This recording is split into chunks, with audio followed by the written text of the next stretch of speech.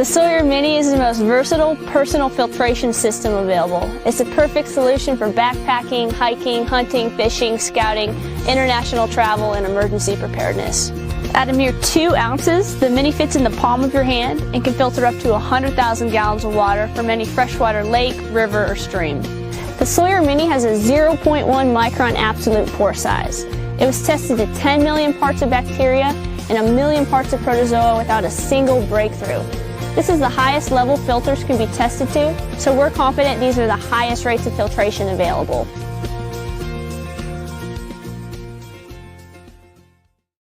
And we're back. And we've got my co-host with me tonight, John Wheaton, if y'all are new to the podcast. And below him, our in-house EOD specialist, the Mad Bomber, Mike Starlink. And beside him, and by the way, I'm not sure if you caught this or not, Jeff, but I affectionately refer to Jeff as our in-house 007, former CIA operative, but somebody took the time to chastise me in the comments to let me know that 007 is from Great Britain. And yes, he is. He was MI6. A shock. It's the accent and the British cars. Shocking that we didn't know that, right? Yeah, well, we're slow. I thought he was Appalachian American. No, that's Mike, not Jeff. Yeah, that's me. All right. So for those of you who are familiar with our podcast, we have moved the conflicted question to the end so we can get off the X a little quicker. And if you want to follow along with all the news articles, go on over to patreon.com/survivaldispatch. Sign up for free membership. You can download the briefs that we use to go through every single one. And usually there's more links in there than what we have time to cover. So there's the rest of the story follows afterwards in the brief. So we've got a little bit of breaking news here. Breaking news a couple hours ago. Some of y'all may or may not have heard of this, but there were quite a few death threats and bomb threats today and swatting. So if you don't know what swatting is, that's somebody calls the police and says that somebody at your address is, committing some heinous crime, shooting it up or whatever. Next thing you know, the SWAT team descends on your property. Pretty dangerous situation. More than one instance of a swatting gone wrong where a good guy had a gun and the SWAT team shows up and shoots the good guy by accident. But anyway, I had a chance while Cindy and I were running a few errands to listen to Tom Holman's response to this. And I don't think it's in this article here, but Tom Holman, he's kind of we've worked with him and he's kind of I don't know what you'll call him. I don't want to use the word hero because that's a little bit strong, but put it this way, we're friends with Tom Holman and we really like him and we like working with him. And I don't know if you caught this or not, John, but Jeff and Mike caught it. Is he was being interviewed over these death threats and bomb threats, and he was very eloquent. But I don't know, maybe a couple minutes into the interview, he said, "You know what? Come and get some. I'm not afraid of you. Come and get some." So, and I be honest with you, I'm surprised it's taken this long for it to hit the news. I'm sure it's not the first day that they've had death threats, but I guess because they hit so many people, there's something like half a dozen people who were threatened today, which is such a hallmark of the left, by the way. So, like, if you're a raging woke person, you should probably just leave the podcast now because we're not for you. And no, stay. We love the tears. Oh Lord! All right, so we have typically at least 2 chapters, sometimes 3 chapters in our podcast. The first chapter is usually what the thumbnail's related to, and so tonight it's the ongoing damage that's being done to America. So if we go back in time a little bit and we look at some people's predictions from 50 plus years ago, it's absolutely amazing how prescient some of them are. And this one here is 2 minutes and 31 seconds long. 1974, Robert Welch, who was the founder of the John Birch Society, which means we may actually get dinged on YouTube, but whatever. We're going to play it. Do you know what the John Birch Society is anymore? Well, I'm sure YouTube does. But we're going to go ahead and listen to all of his predictions here because it kind of sets the stage for our conversation tonight. A part of that plan, of course, is to induce the gradual surrender of American sovereignty, piece by piece and step by step, to various international organizations, of which the United Nations is the outstanding but far from the only example. Here are the aims for the United States. 1, greatly expanded government spending for every conceivable means of getting rid of ever larger sums of American money as wastefully as possible. 2, higher and then much higher taxes. 3, an increasingly unbalanced budget despite the higher taxes. 4, wild inflation of our currency. 5, government controls of prices, wages, and materials, supposedly to combat inflation. 6, greatly increased socialistic controls over every operation of our economy and every activity of our daily lives. This is to be accompanied naturally and automatically by a correspondingly huge increase in the size of our bureaucracy and in both the cost and reach of our domestic government. 7, far more centralization of power in Washington and the practical elimination of our state lines. There is a many-faceted drive at work to have our state lines eventually mean no more within the nation than our county lines do now within the states. 8, the steady advance of federal review and control over our educational system, leading to complete federalization of our public education. 9, a constant hammering into the American consciousness of the horror of modern warfare, the beauties and the absolute necessity of peace. Peace always on communist terms, of course. And 10, the consequent willingness of the American people to allow the steps of appeasement by our government, which amount to a piecemeal surrender of the rest of the free world and of the United States itself. I don't know about y'all, but listening to that, I mean, Mike and I would have been 5 years old at that time. John wasn't even a thought at that point in time, and Jeff was still pretty young. That's pretty precious. 30. Do what? Jeff was 30. With a 1 in front of it. I was 13. Well, then you can go first and comment on number one. You made a funny joke. Does anybody even know who the John Birch Society is? So why don't you? Who was it named after? Go ahead and share that with. Question for the field: who was John Birch Society named after? It does say John Birch. Who was John Birch? He was an American soldier who died at the hands of the communists. Okay. Who's John Galt? Yeah. Now everything he said it's frightening that he saw this, like 50 years ago, and every bit of it has come true, and everybody has been stupid enough not to listen to him. We'll listen to people who talk about rising sea levels, what it's going to be in 5 years, and then they're off by 100 years.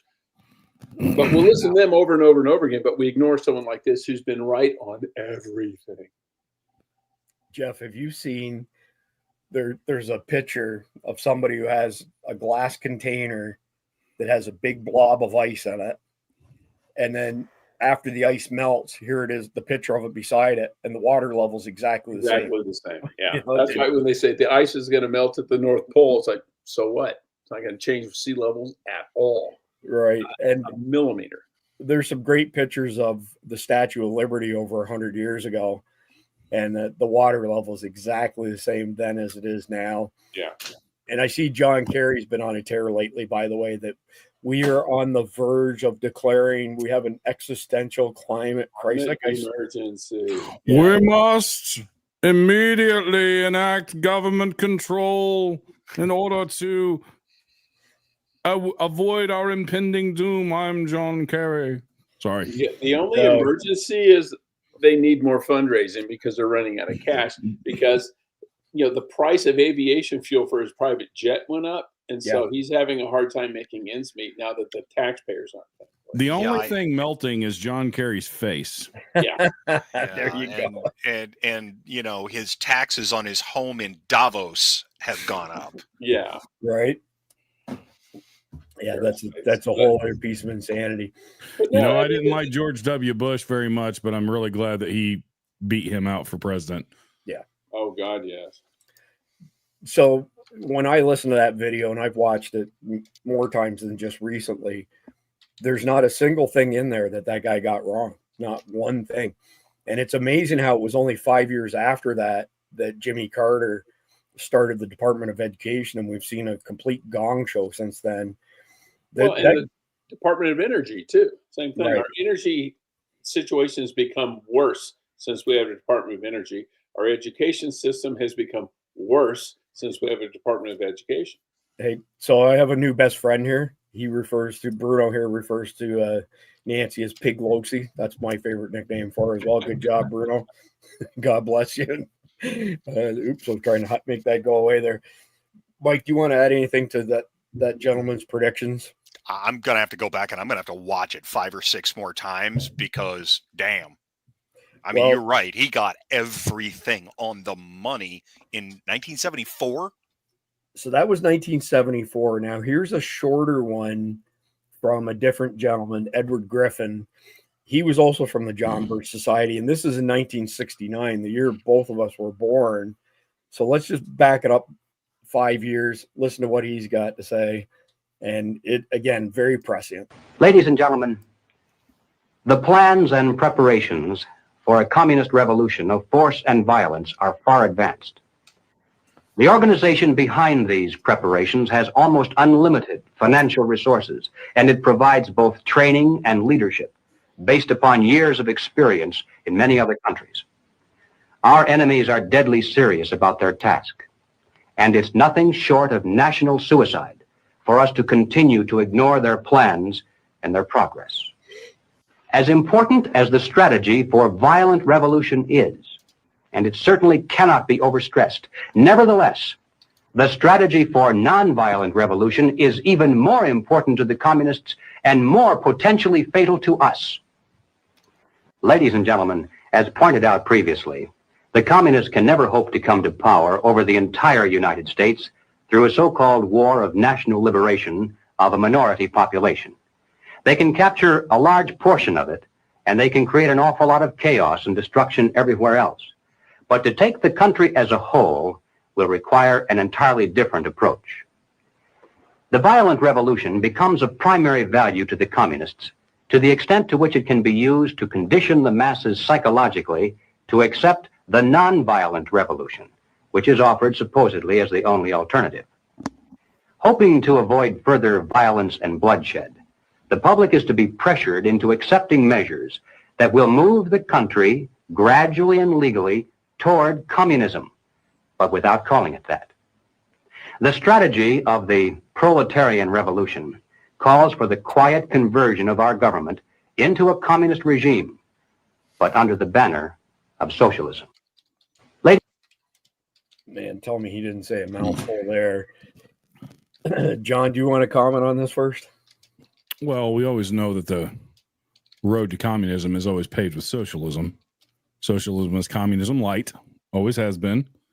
They're two sides of the same coin, with fascism being its very intimate neighbor.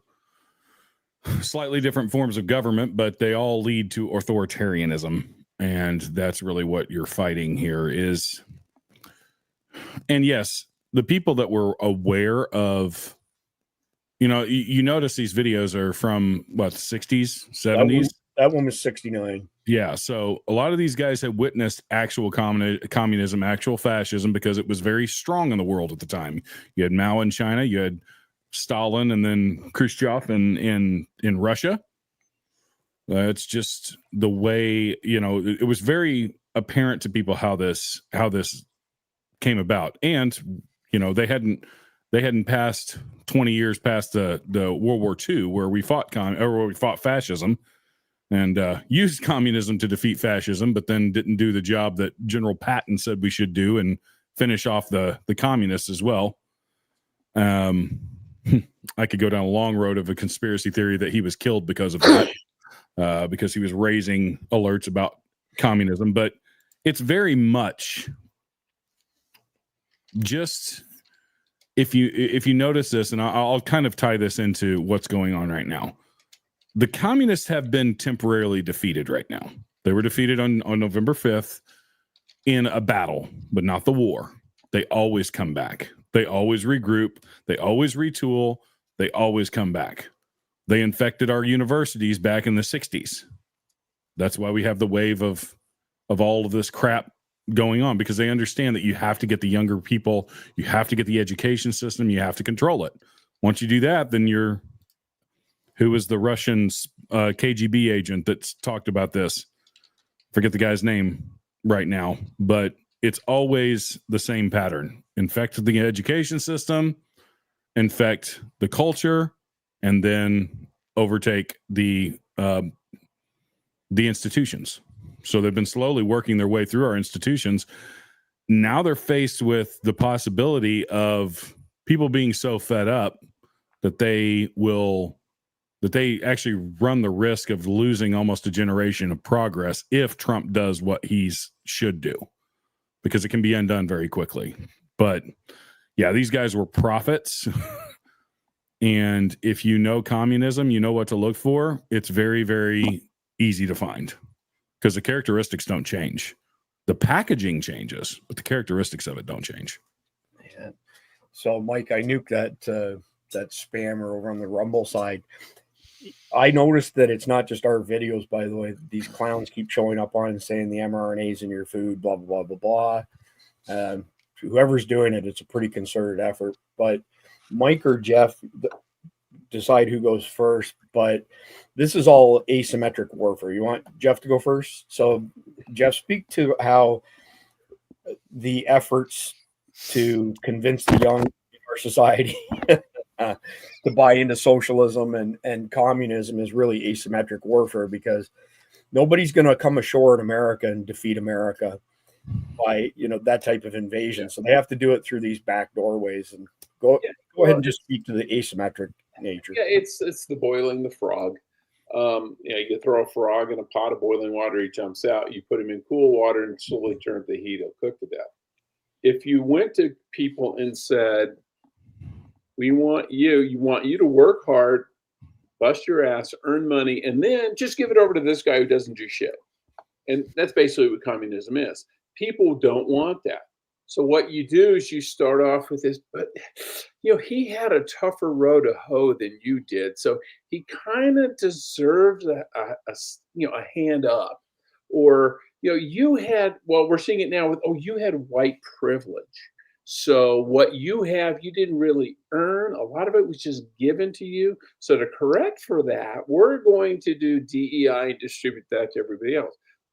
Now they're to the point where people have been guilted into it and they actually sign on to that crap. But back in those days, especially you look at the Americans who lived through the Depression, like my father and my grandparents, they would have said, wait, I was almost starving to death 5 years ago, and you're trying to say I'm the privileged one? I don't think so. Because if you tell people right up front what you're going to do, they balk. But if you wrap it around, they're a victim and you're not, and they were treated poorly, and it's really kind of your fault because you didn't stop it or whatever, they guilt people into agreeing with them. And and you do it slowly. You can't just come out and do it all at once. It's like, kids will say, there was that famous experiment where they said, about, the wealthy should have to give their money to other people to even things out. And the kids in college are all for it. And they say, good, we're going to apply that to grades. You got an A+ on your last test, but this other guy got a D. So we're going to take 20 points off of your test and add it on to his test so that everybody is equal. And they go, whoa, wait a minute. I studied for that test. Well, guess what? The guy who has the money worked his ass off for the money. Maybe he started a business. He took risks. He employs people. They don't want to hear that. But when you put it in forms that they can relate to, because college students don't have jobs yet. They don't have businesses yet. But when you start putting it into grades, then they freak out. So what they have to do is they have to boil the frog by starting small, moving up to fairness. Everybody wants fairness, and then they went to equality, which is fine. Equality of opportunity is fine. But then they shifted it to equity, which means everybody gets the same outcome. But if you're not putting in the same work, you shouldn't get the same outcome. And, but that's communism. You had guys in the factories, they were given quotas in communism in Russia. And you would have a guy who was a very good worker, and he'd hit his quota by 10 o'clock in the morning. Then he just sat on his ass and drank vodka or sipped tea or whatever. And they say, how come you aren't working harder? He goes, well, I've already hit my quota.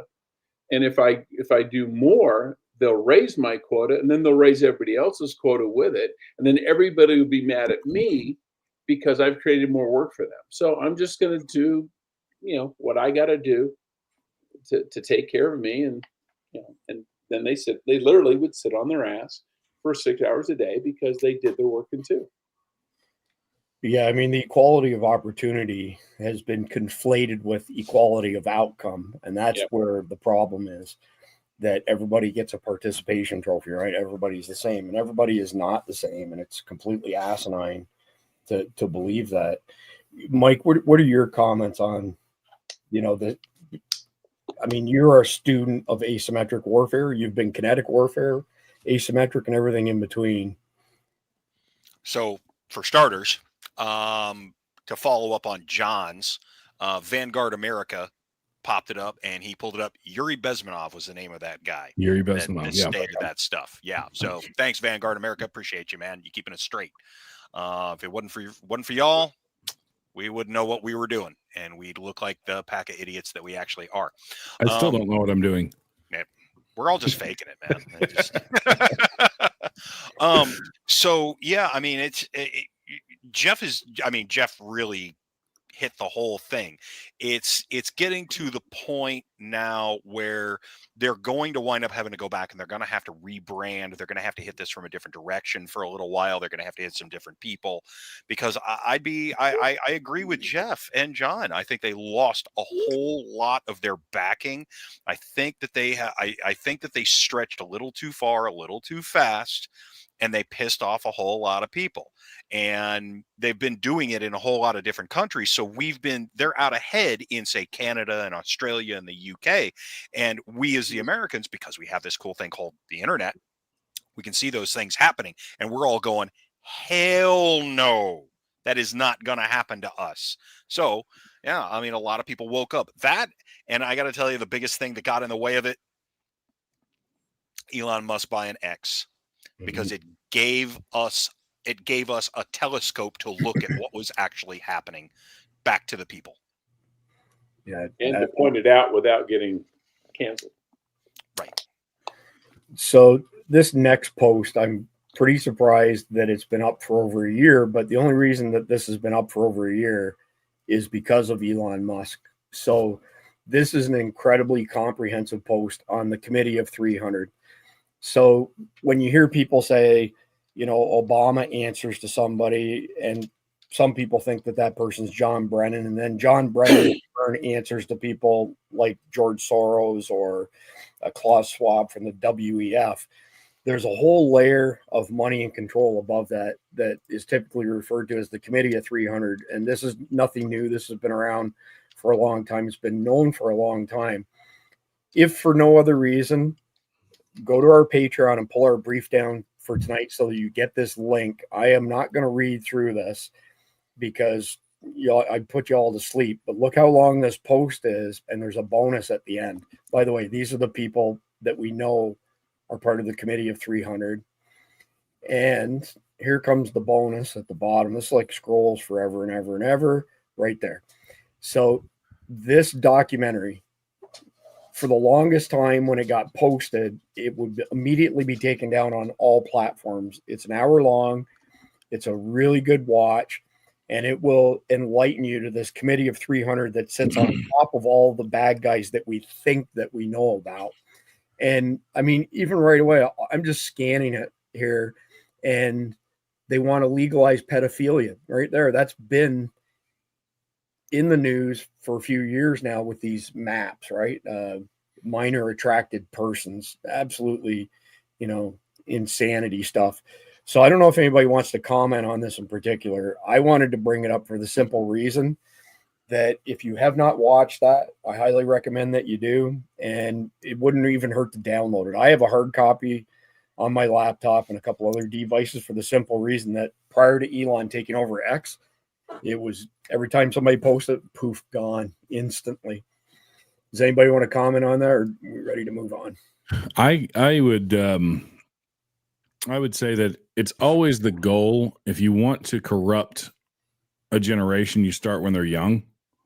And the easiest way to corrupt them is when they're very young. That's why this minor attracted person's on top of all of the trans movement, the drag queen story hour. It's all a part of this. It's all a part of trying to corrupt our children before they reach adolescence or when they're in adolescence, because that's how you control. If you talk to people that have been abused when they're kids, they deal with that the rest of their lives. So it's an easy way to corrupt children by doing this stuff. So that's why they want maps. That's why they want all of this kind of stuff. If I say maps, that means minor attracted persons.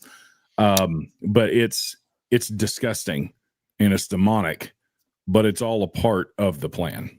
So in the words of the Joker. Yeah, disgusting and demonic. So John Podesta, there's some audio out there that has been matched to his voice perfectly of him allegedly raping a young child while he's dressed up as Jesus Christ, so that these victims are taught to hate Christianity, hate Christian symbols, you can't make this shit up. It's not a conspiracy theory. It's easily found if you want to go out there and look for it. I guarantee if we played it on YouTube that they would nuke us in a New York minute. But it is absolutely demonic and sick beyond all belief. So the next one I want to pull up here as far as this asymmetric warfare is concerned, and I don't know if this will get us in trouble on YouTube or not, but these days I really don't care as much as I did before. So U.S. government catches flack for its many failed wars, but doesn't get the credit it deserves for its wildly successful war on white people. In less than 60 years, it smashed the white population from 90% to 55%, the largest, fastest demographic decimation in history, ongoing as we speak. So does anybody want to tiptoe around that subject? Well, I mean, it's all done through they used to have what they call diversity visas. Mm-hmm. Yeah, it used to be you applied for a visa. You say, I want to immigrate to the United States. This is who I am. These are my skills. This is what I bring to the table. This is what I can do. In the old days, it may have been, I mean, like in the 1800s, it may have been, I'm a farmer. Great. We got millions of acres of prairies that need to be settled. We'll put farmers on it. And then it would be, okay, I'm a cabinet maker. I'm a baker. I'm a blacksmith. I have a skill. And that's what they wanted. And then it morphed into, okay, with the whole diversity, well, we need more people from different parts of the world. So they would just they had quotas of visas for people based on the country they're from. Mm-hmm. Nothing to do with their skill set, what they bring to America, what they want to do. Do they want to assimilate? None of that. And so that's how you end up with like huge Somali populations in areas, and there's nothing wrong with people from Somalia, but they pledge allegiance to Somalia. They don't care about the United States anymore. It's all about what they can send home, what they can do for Somalia. It's like, dude, once you become an American citizen, you leave Somalia behind. Yeah, you don't forget it. I mean, those are your peeps, but your primary motive, your primary loyalty is to the country you're in now. Heaven forbid I move to France. I would learn French. I would dive into French culture. I would do all I could to assimilate into French culture. They don't do that, and they don't want to do that. I wander around in a kilt, but I still call myself an American. Yeah. I mean, I'm German American for the most part, but when push comes to shove, I'm American. Damn it. I would argue that if you went to Paris, you would actually learn how to speak Farsi. So, well, nowadays, yeah, you use Arabic or Farsi. Yeah, right. Maybe that was a bad choice. Yeah. No, I get the drift of what you were getting at there, but I don't believe in this stuff. African American, German American bullshit. No, you're American of German descent or German heritage. I can get along with that, but you can't be two different nationalities, because history has shown time and again and again and again that when you have two or more cultures In one geographic area, one always squashes the others. It always happens. Yeah, my great grandmother immigrated here from Germany and didn't speak English when she got here because she was from Germany. Her son, my grandfather, all he could do in German was count to 10 because she insisted that he speak English, even though she couldn't. Now, she could understand English and he could understand German. So she would talk to him in German and he would answer her in English and they could have conversations like that. Right But on. she insisted that her son and all her children speak English because they were Americans, damn it.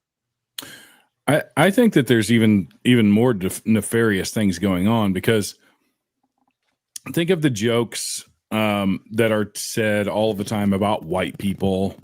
You know, we're just big, dumb, idiots, even though the vast majority of technology is as a result of white males, building society. Western civilization is as a result of white males, but there's a multifaceted assault on it right now. And that, like, we're indoctrinated to think that other races are superior. And this is not me saying that whites are superior. So don't think that, at all. But I'm saying, like, everything that you see, find a commercial, you're watching football tomorrow during Thanksgiving, find a commercial where it's a white couple. You will not find one. Yep. It's all indoctrination. Pornography. I saw a video the other day. Not a porn video, but a video about porn. Sure. The number one category of porn search is interracial porn. And that is part of the indoctrination as well. It is all about mixing these cultures together, because if you blur the lines enough, you lose Western civilization. Yep. That's the reality of it. And that's what they're trying to do. That's why they have pockets of Somalis in Michigan. That's why they have all of these other places. They've always had Chinatown in New York, where the reality is most races assimilate together. They just do. It's nature. You hang around with people that look like you and act like you and have the same culture. The beauty of America was that we had the melting pot. Correct.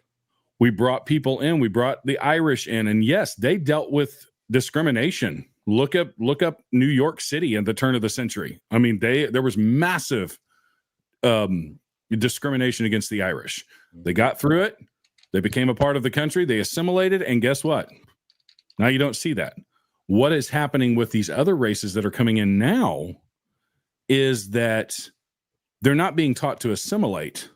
They're being taught to bring their culture here and trying to impose their culture upon ours.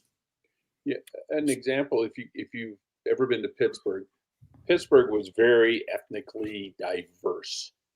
Mostly white, but I mean, you had Poles in this neighborhood, you had Czechs in that neighborhood, you had Italians in this neighborhood, you had Jews in Squirrel Hill. I mean, they all had these very ethnic conclaves where you could have Czech restaurants, and then 5 blocks away you're in Polish Hill and it's a Polish restaurant.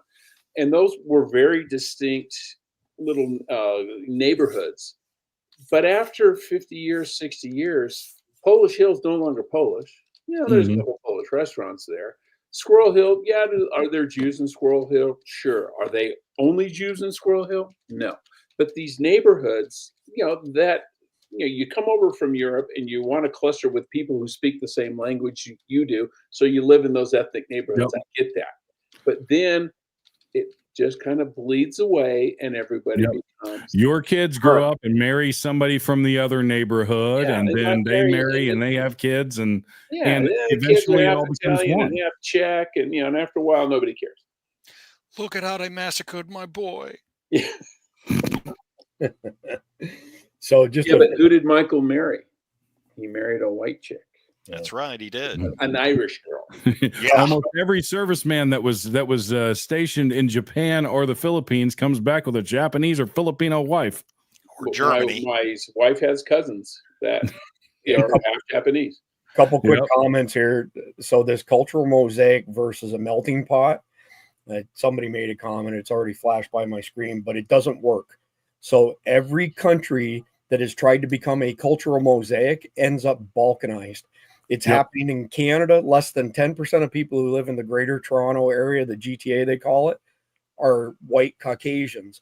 So there's a couple million people who are immigrants that basically live in Toronto now. Everything that they vote for gets rammed down the throats of everybody else in the same province as them in Ontario.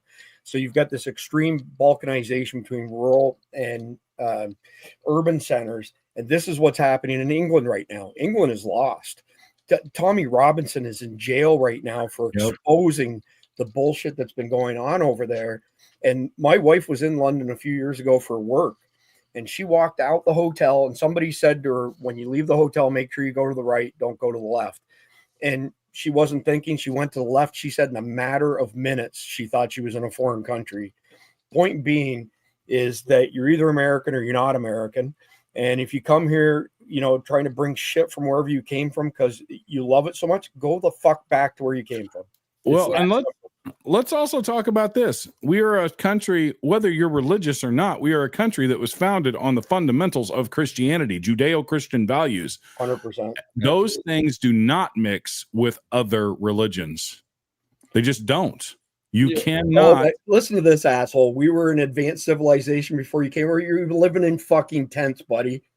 I mean, you were somebody who claims he's Native American. We were an advanced civilization. You were not an advanced civilization. If you were, you wouldn't have lost the war. They didn't have the wheel. Right. Exactly. You didn't have the wheel. You didn't have any construction experience beyond tents. You know, that shit pisses me off because what that is revisionist history. It is. Complete and utter fucking bullshit. I'll guarantee you this Tom Jones idiot is somebody who went to an American university on the left that was programmed to believe complete and utter fucking bullshit. You were fucking cavemen until we came here. So well, and that's let's not forget that when you look at the history of the native tribes, they killed and ate each other in some cases. Right. Regularly. Like the most brutal kinds of warfare were enacted by those tribes, you know, the ones that we want to feel sorry for. The reality is, and this may be unpopular, the world is all about, the history of the world is conquerors and the conquered. Guess what? We came in and you were conquered. You lost the war, as Chris said. It's not like we had better weapons. We had more advanced civilization. You did not. You know, everybody wants to point back to the Aztecs and the Mayans and stuff. They were human sacrificing people. By the thousands. By the thousands. They would enslave whole tribes, bring them back, and cut their hearts out. That's or just butcher them on the site so they could have their land.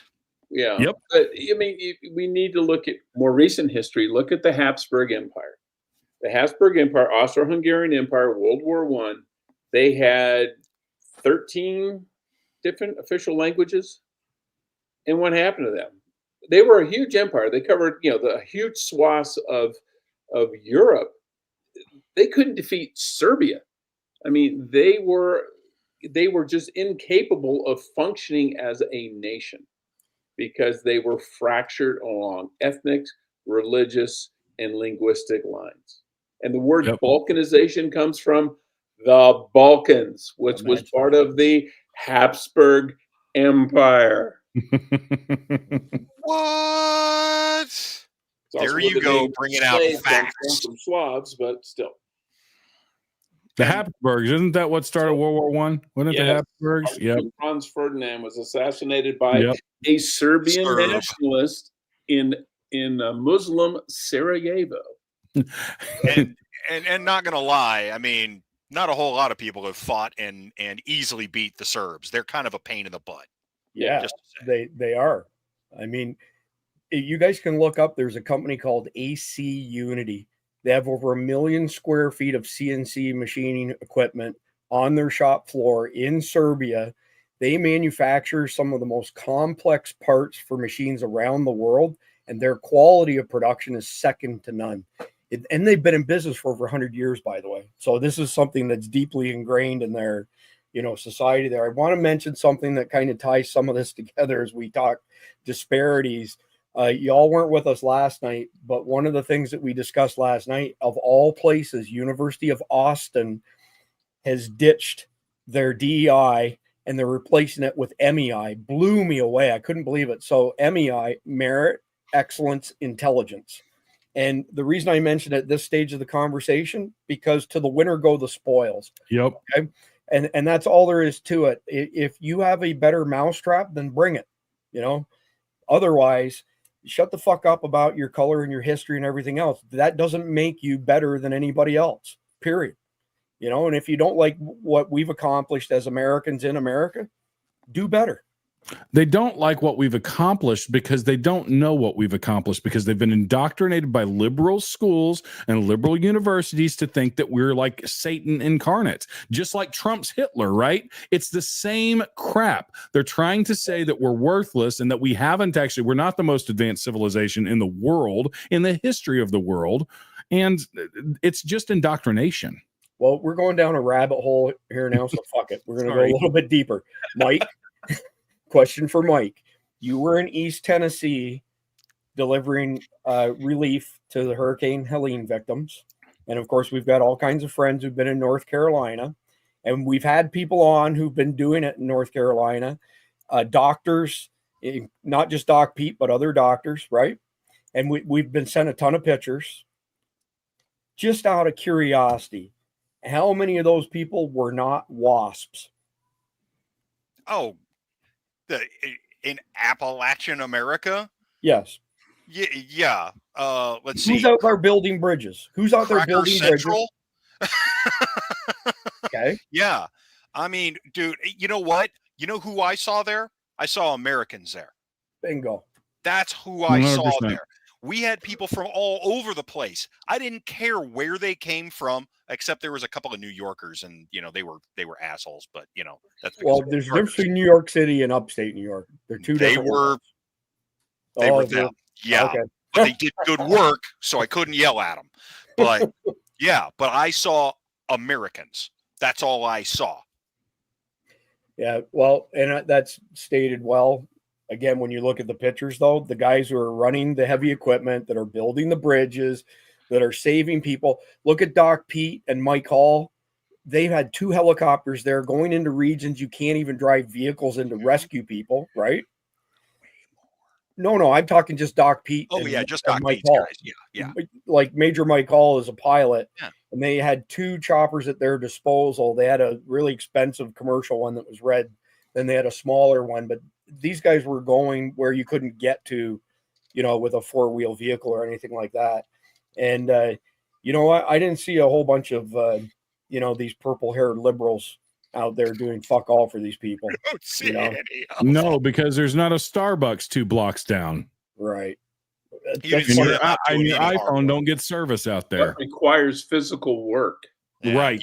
So what I'm told is you would find a few of them basically just standing there handing out stuff In Asheville.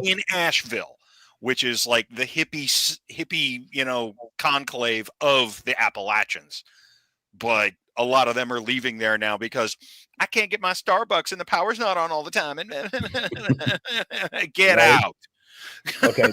So speaking of getting out, so I'm going to pull us out of this rabbit hole for a second. Hey, that was a good rabbit hole, though. But It was. then we're going to go into a completely other rabbit hole. So keeping in mind, chapter 1 of tonight's episode is with regards to the ongoing destruction of America and this asymmetric warfare. Who is the biggest source of funding for the United Nations? Us. The United States. Ding, ding, ding. We got a couple winners there. Okay. And that money is going from the UN to NGOs to flood our country with migrants and then turn around and give them prepaid debit cards. It's not just the government. This is going through NGOs for untold amounts of money that you and I are funding through our taxes. So again, this first chapter is on, the damage being done to America.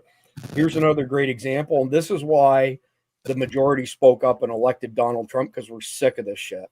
Mhm. Absolutely sick of it. So anybody want to go deeper down that one? Well, I would just say what we need to do is, and I sound like a John Bircher now, which I'm not, but we need to get the hell out of the UN. Yep. We need to kick them the hell out of our country, get out of it, cut all the funding to them, all of our funding to them, because we provide like 75% of funding and Just 90 like some NATO. odd percent of anything when they do peacekeeping, when their soldiers deploy, we pay for like over 90% of that.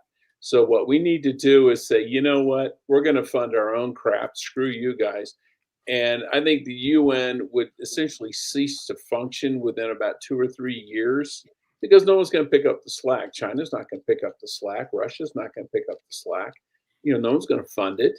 And it'll just wither away and die, which it should, because it is useless. It does nothing but create a shitload of parking tickets that don't get paid in New York, and then a lot of money for a lot of bureaucrats to sit around and sip coffee and live in New York or live in Vienna. And they have a huge compound in Vienna. It's beautiful. I've been by it many times. And they don't do anything. It's just talking heads. It's like salon society in the 1800s on steroids. I think that I'm going to go a little even further than Jeff. I mean, I completely agree with that, but I think that really it's a picture of the difference between career politicians, career diplomats, career people that all they want to do is tell everybody else how to live their lives, and what we see forming in the government that is coming in January is people that actually had to earn a living, people that actually had to run companies, people that actually had to make a profit. So they had to have something of value to give to their consumers. That's the polar opposite of what government is historically. They are the ones that spend all of the money. They are the ones that bring in other people's money and say, hey, we know how to spend this better than you do. And that's the problem. And these people will never understand why people are aligning with Donald Trump, Elon Musk, and Vivek Ramaswamy, and all of these people that have made their livings and made wealth in the real world under real circumstances, is because they've never had to do that, and they don't even know the first thing about it. If they had to actually earn a decent wage, an honest wage, they would be penniless. Well, 26 years in the government, if you paid people based on what the work they actually did, 95% of government employees would starve to death because they don't do anything. Most of them, I mean, I always said you've got 10% of the people do 90% of the work. And then 10% of the people are 90% of your problems too.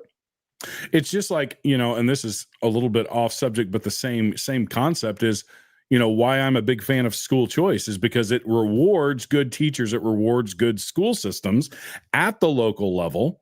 And you vote with your dollars on what schools. So those schools come up and it incentivizes other schools. Oh, well, we don't have as many people going to our school because we suck. Guess what? You don't get paid as much. Yeah. I am sick and tired of this. Everyone gets equal wages. No, you should get paid what you're worth. If you work hard enough to make $150,000 and the guy next to you only works hard enough to make $40,000, that's the way it should be. There should be incentives for that. Merit, excellence, intelligence. Yeah. As a business owner, the guys that work for me, I mean, granted, it's bomb disposal, so really it's kind of a self-correcting problem. But if you show up and you're just, if you're just dragging your feet and not keeping up with everybody else, you ain't gonna be on the job long. The best part for me is we've fostered such an environment of excellence amongst ourselves for such a long time. I don't have to enforce any of those things. The superintendent might call me and say, hey, he's this guy's not going to be back ever again.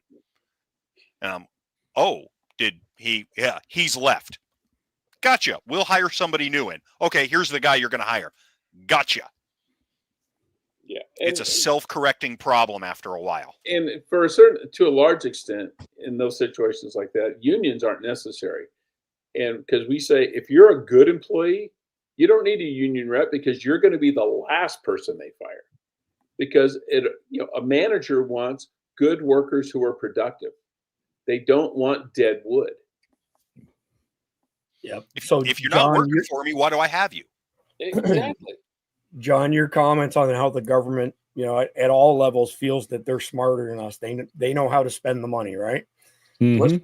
Here's another one of these asshat Democrat mayors who's going to spend his taxpayer dollars to thwart Tom Homan in the mass deportation efforts of known criminals and illegal aliens. It's insanity. In many regards, this election cycle did not go as I had hoped. And as you can hear, I mean, he looks like he's probably 40, 50 years old, but his nuts still haven't dropped. In response to Trump's national immigration policies, Frederick Mayor Michael O'Connor pledging to carve out space in his local budget for a legal advocacy fund, which would use tax dollars to pay undocumented immigrants attorneys' fees as they fight deportation. Ensuring they have the legal support they need to stand strong and remain in this community they have chosen to call home. O'Connor explaining his intention is to allocate the money to organizations already providing similar legal services, helping them expand the number of people they're able to support, although he's still determining the exact dollar amount to set aside.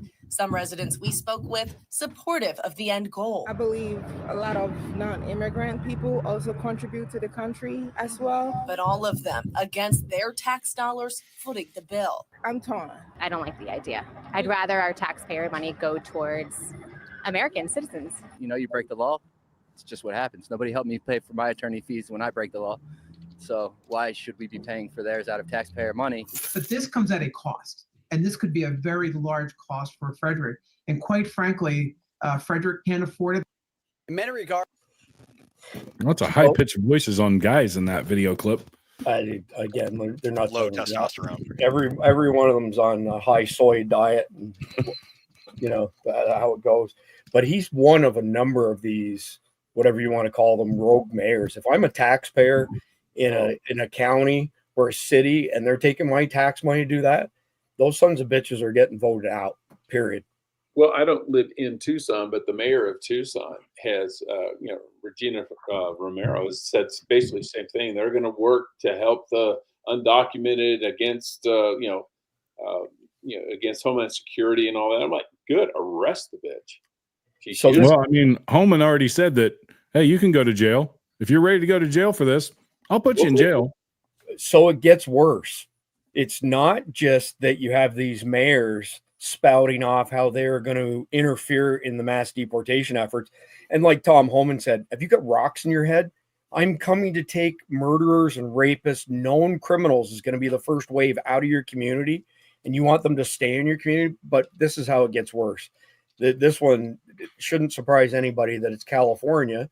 But the mayor of El Cajun revealed that Gavin Newsom's Gestapo was threatening to confiscate pensions and arrest police officers if they help President Trump's deportation forces.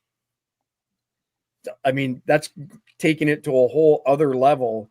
There's going to be a lot of police. Have you seen any illegal aliens right here? No, not me. Not at all. How to watch your law enforcement go from this level to this level overnight. Hey, look, everybody quit. What happened? I don't understand why crime's up. Security. So I go work for Homeland Security, so I know where they are. So again, this whole first chapter of tonight's episode is focused on the ongoing destruction of America. I mean, to get to the point where you've convinced public officials to take American citizens' tax dollars to shield people who are in the country illegally, shield people that we know we have 13,000 murderers, and that's with no reciprocity with countries like Venezuela. How many Venezuelans got dumped out of their jail system, their prison system, and sent here that are murderers, but we'll never know that because they won't share that information with us. We know at least 13,000 and another 15,000 rapists on top of that. So let me give you another angle of how we're being screwed over and how they're trying to destroy America. And coming from high tech, I can speak to this. So foreign citizens make up nearly 3/4 of Silicon Valley tech workforce. And I saw this starting to happen many years ago. And here's the problem. It's not just that the majority working for big tech are foreign H-1B citizens. They hate America. They profess to hate America. They hate our fucking guts. And that's why we end up with this rampant censorship from big tech. And again, Mike hit the nail on that. If it wasn't for Elon Musk, we would have not won this election, and we would be literally swirling the drain right now. So again, this is so multifaceted as far as we are being attacked on multiple different vectors. We got one chance to save the country over the next 4 years. And that's it as far as I'm concerned. Does anybody want to add to that, or can we move on? We'll move on. All right. So I won't play this whole video because it's 6 minutes long, but we have to have a little bit of Tom Holman in just about every episode these days. Thanks, Governor. Look, you guys know me. For the last 4 years, I wake up every morning pissed off about what this administration did to the most secure border in my lifetime. Let me be clear. I worked for 6 presidents before Reagan. Every president I worked for took steps to secure the border because they understood you can't have strong national security if you don't have border security. We need to know who's coming in, what's coming in, where it's coming in, why it's coming, all those questions, right? No one did better than President Trump. President Trump's one badass president to secure this border at a level we've never seen before. Illegal immigration was down to a 45-year low. Illegal immigration is down between 83 and 90%. Unprecedented success. Joe Biden's the first president in the history of this nation who came into office and unsecured the border on purpose. This isn't mismanagement. This isn't incompetence. This is by design. So the first morning I woke up with a smile on my face was the day after the election when President Trump won. Because he's going to come back. He's going to finish the job he started. First of all, he sends his well wishes here and happy Thanksgiving to President Trump. Also, we got a secretary coming in, Secretary Chris, the governor. I've met with her numerous times. She's the right person at the right time for the right job. She gets it. She has a lot of great ideas of her own. So I'm looking forward to Chrissy getting through the confirmation process and coming to work with us. I think she's doing a fabulous job. Today is the first day I've been at Shelby Park. I'm here. Governor Abbott has done an amazing job. Illegal immigration in Texas is down 86%. 86%. Think about that. This is a model we can take across the country. We're going to help Governor Abbott finish the job he started, but this is a model we can take across the country. Unprecedented success in Texas. It's a shame the taxpayers of Texas have to spend billions of dollars to do the job that this administration failed to do. So I don't know if you guys caught it, but there was a court ruling, I believe yesterday, that said the state of Texas can continue to proceed with their razor wire along the Rio Grande that Biden had sued them to take down. And that's like the final appeal on it. So Texas is going to continue to secure its borders. And most people know this, but maybe not everybody. Texas is the only state in the nation that has a piece of paper saying they can leave anytime they want, hence the name, the Republic of Texas.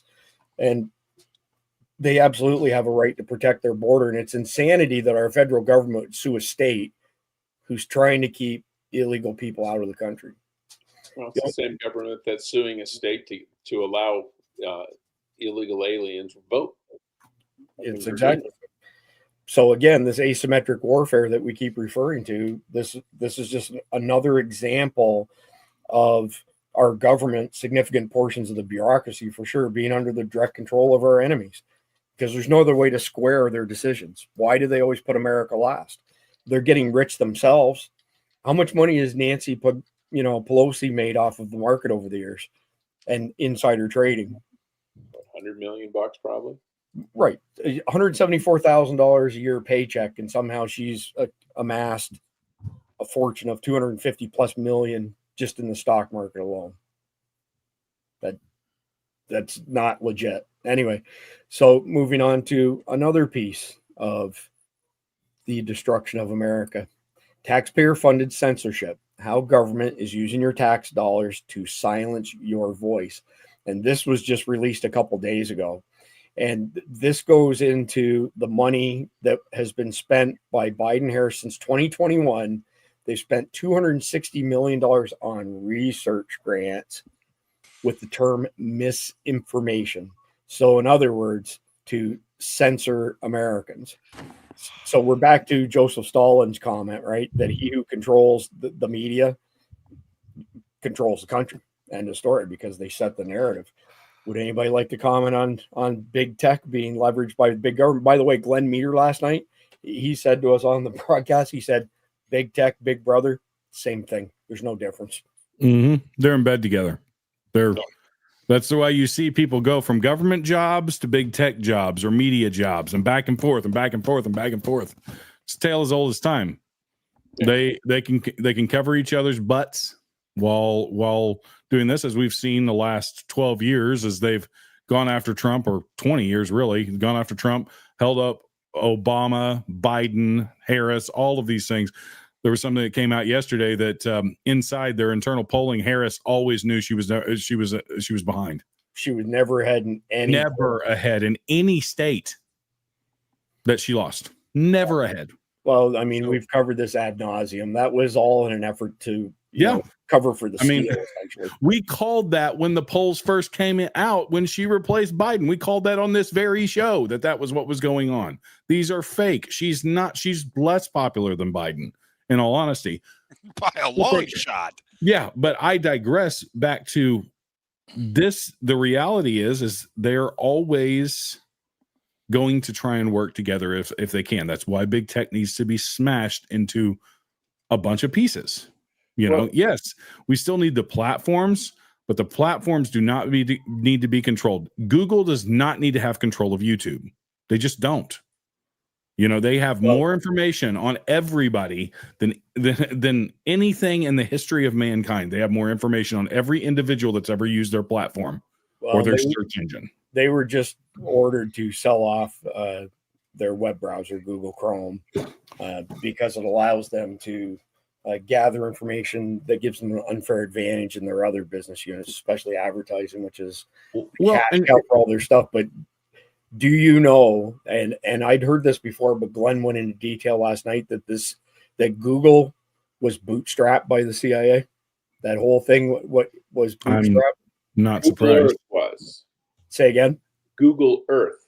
The guy who created Google Earth was a CIA officer who said, I have a good idea. I think I can make money at it. Now, did he raise funds to build that through In-Q-Tel or one of those? Yeah, I'm sure he did. But yeah, the guy who started that was a former CIA guy. And when you look at all these companies, you look at Facebook, you look at Google, you look at X before Elon got it, back in the Twitter days, all these, look at the chief legal counsels, look at the heads of security, look at all those people. They're all former FBI, former CIA, former NSA, former Justice Department. They are not coming from white shoe law firms in New York to be the chief legal counsel. They're coming in from the frickin' FBI. And what that does is it gives just a paved with gold path for the government, for the FBI and all these agencies to come in. They don't have to make an appointment. They just call up, hey, Bill, we need you to do X. Sure, no problem. Yep. Yeah, it's all very incestuous. I have a lot of friends that went and worked there. 10 of the last 11 heads of the FDA have gone on to very high-paying C-level jobs in big pharma. And if you look at USDA going to work for food companies, looking at at the Tysons and the Pilgrims and all. And how did they pay for those jobs? As Jeff said, gold paved with gold way in. Oh yeah, I'll push to approve that drug you've got, even though the studies don't show that it's very effective, or maybe it's not even effective. Who cares? You're going to pay a bunch of money. Well, and pay a bunch of money. And a few years back, several years back, when they were looking to buy they were going to replace the old KC-135s, and they were putting out bids for air refuelers, and it was Boeing against Airbus, and they ended up going with Boeing. But then it turns out the woman who I think she's a general who was in charge of procurement, in charge of that procurement, awards it to Boeing. And then she retires, and 6 months later, she's a senior VP at Boeing, pulling down, mid six-figure annual salary. Gee, what a coincidence! It's a Christmas miracle, Jeff. She actually got busted on that one. All right, so I do have a little something to add to what Jeff was talking about with Google Earth. Your boy from Langley actually ripped off a DOD program because the Air Force and NASA had a program called Falcon View, which I was ripping off whenever I could use it. But they got a hold of it, put their name on it, and just upgunned it. Well, Dude, Falcon View is such a cooler name too. Microsoft didn't invent half the crap that they did. They bought it from somebody else. And the mouse, the GUI, was invented by Xerox, and Apple bought it from Xerox. I mean, yeah, that's shit happens all the time. Hey, can we all agree that Falcon View has too much testosterone to be a deep state program? Google just sounds way more beta. It does. It absolutely does. So we have one more video on chapter 1 of tonight's episode, and it's Ken Paxton. So this is for you, Billy, and we'll play the whole thing because he's one of the good guys. I know that the state of Texas has offered land for deportation facilities, and that the state of Texas is going to obviously coordinate very strongly with the new administration. I'm not sure you could say the same about maybe New Mexico or Arizona, but I know the state of Texas will lead the way. What does that look like from a legal basis in your state and from an operational basis, mass deportations? Well, look, the federal government has the ability to do this. As a matter of fact, they're required to do it. And so there's nothing wrong with us giving them resources, whether that's land or other buildings or whatever they need. If it is a benefit to our citizens, because of illegal immigration is costing us in all kinds of ways, whether it's law enforcement, crime, healthcare, loss of our kids who are dying from fentanyl overdoses, the whole thing. We benefit by helping the federal government deport people who are here illegally. And so, I applaud the governor for providing those resources. And if somehow we get sued or we have challenges, we'll defend those. Yes. So there was Fox News footage of mass spikes in criminal alien immigration this morning. Some shots from the state of Texas. What's your message to a criminal alien that wishes to enter this country illegally, trying to maybe sneak in before President Trump takes office? Look, it's amazing that the Biden administration encouraged criminals to come to this country. We had literally had a lawsuit trying to stop them from at least being on our side as it relates to not allowing illegals who are criminals. They fought us. They wanted criminals here. So, I mean, the message is pretty clear. I think they're going to be the first target. Those illegals who are criminals are going to be the first targets of the administration, and they will be the first ones out. So they may come here. Some of them may be able to hide for a while, but they're never going to have a settled life in this country as long as President Trump's in office and looking for them. So I wouldn't recommend it. I think it's a bad idea. It's a lot of effort, and ultimately you're not going to have the life that you expected if you come here committing crime. All right. So I've got a quick message from one of our sponsors, CCW Safe, and then we'll be into the next part of our broadcast. Necessity truly is the mother of all invention.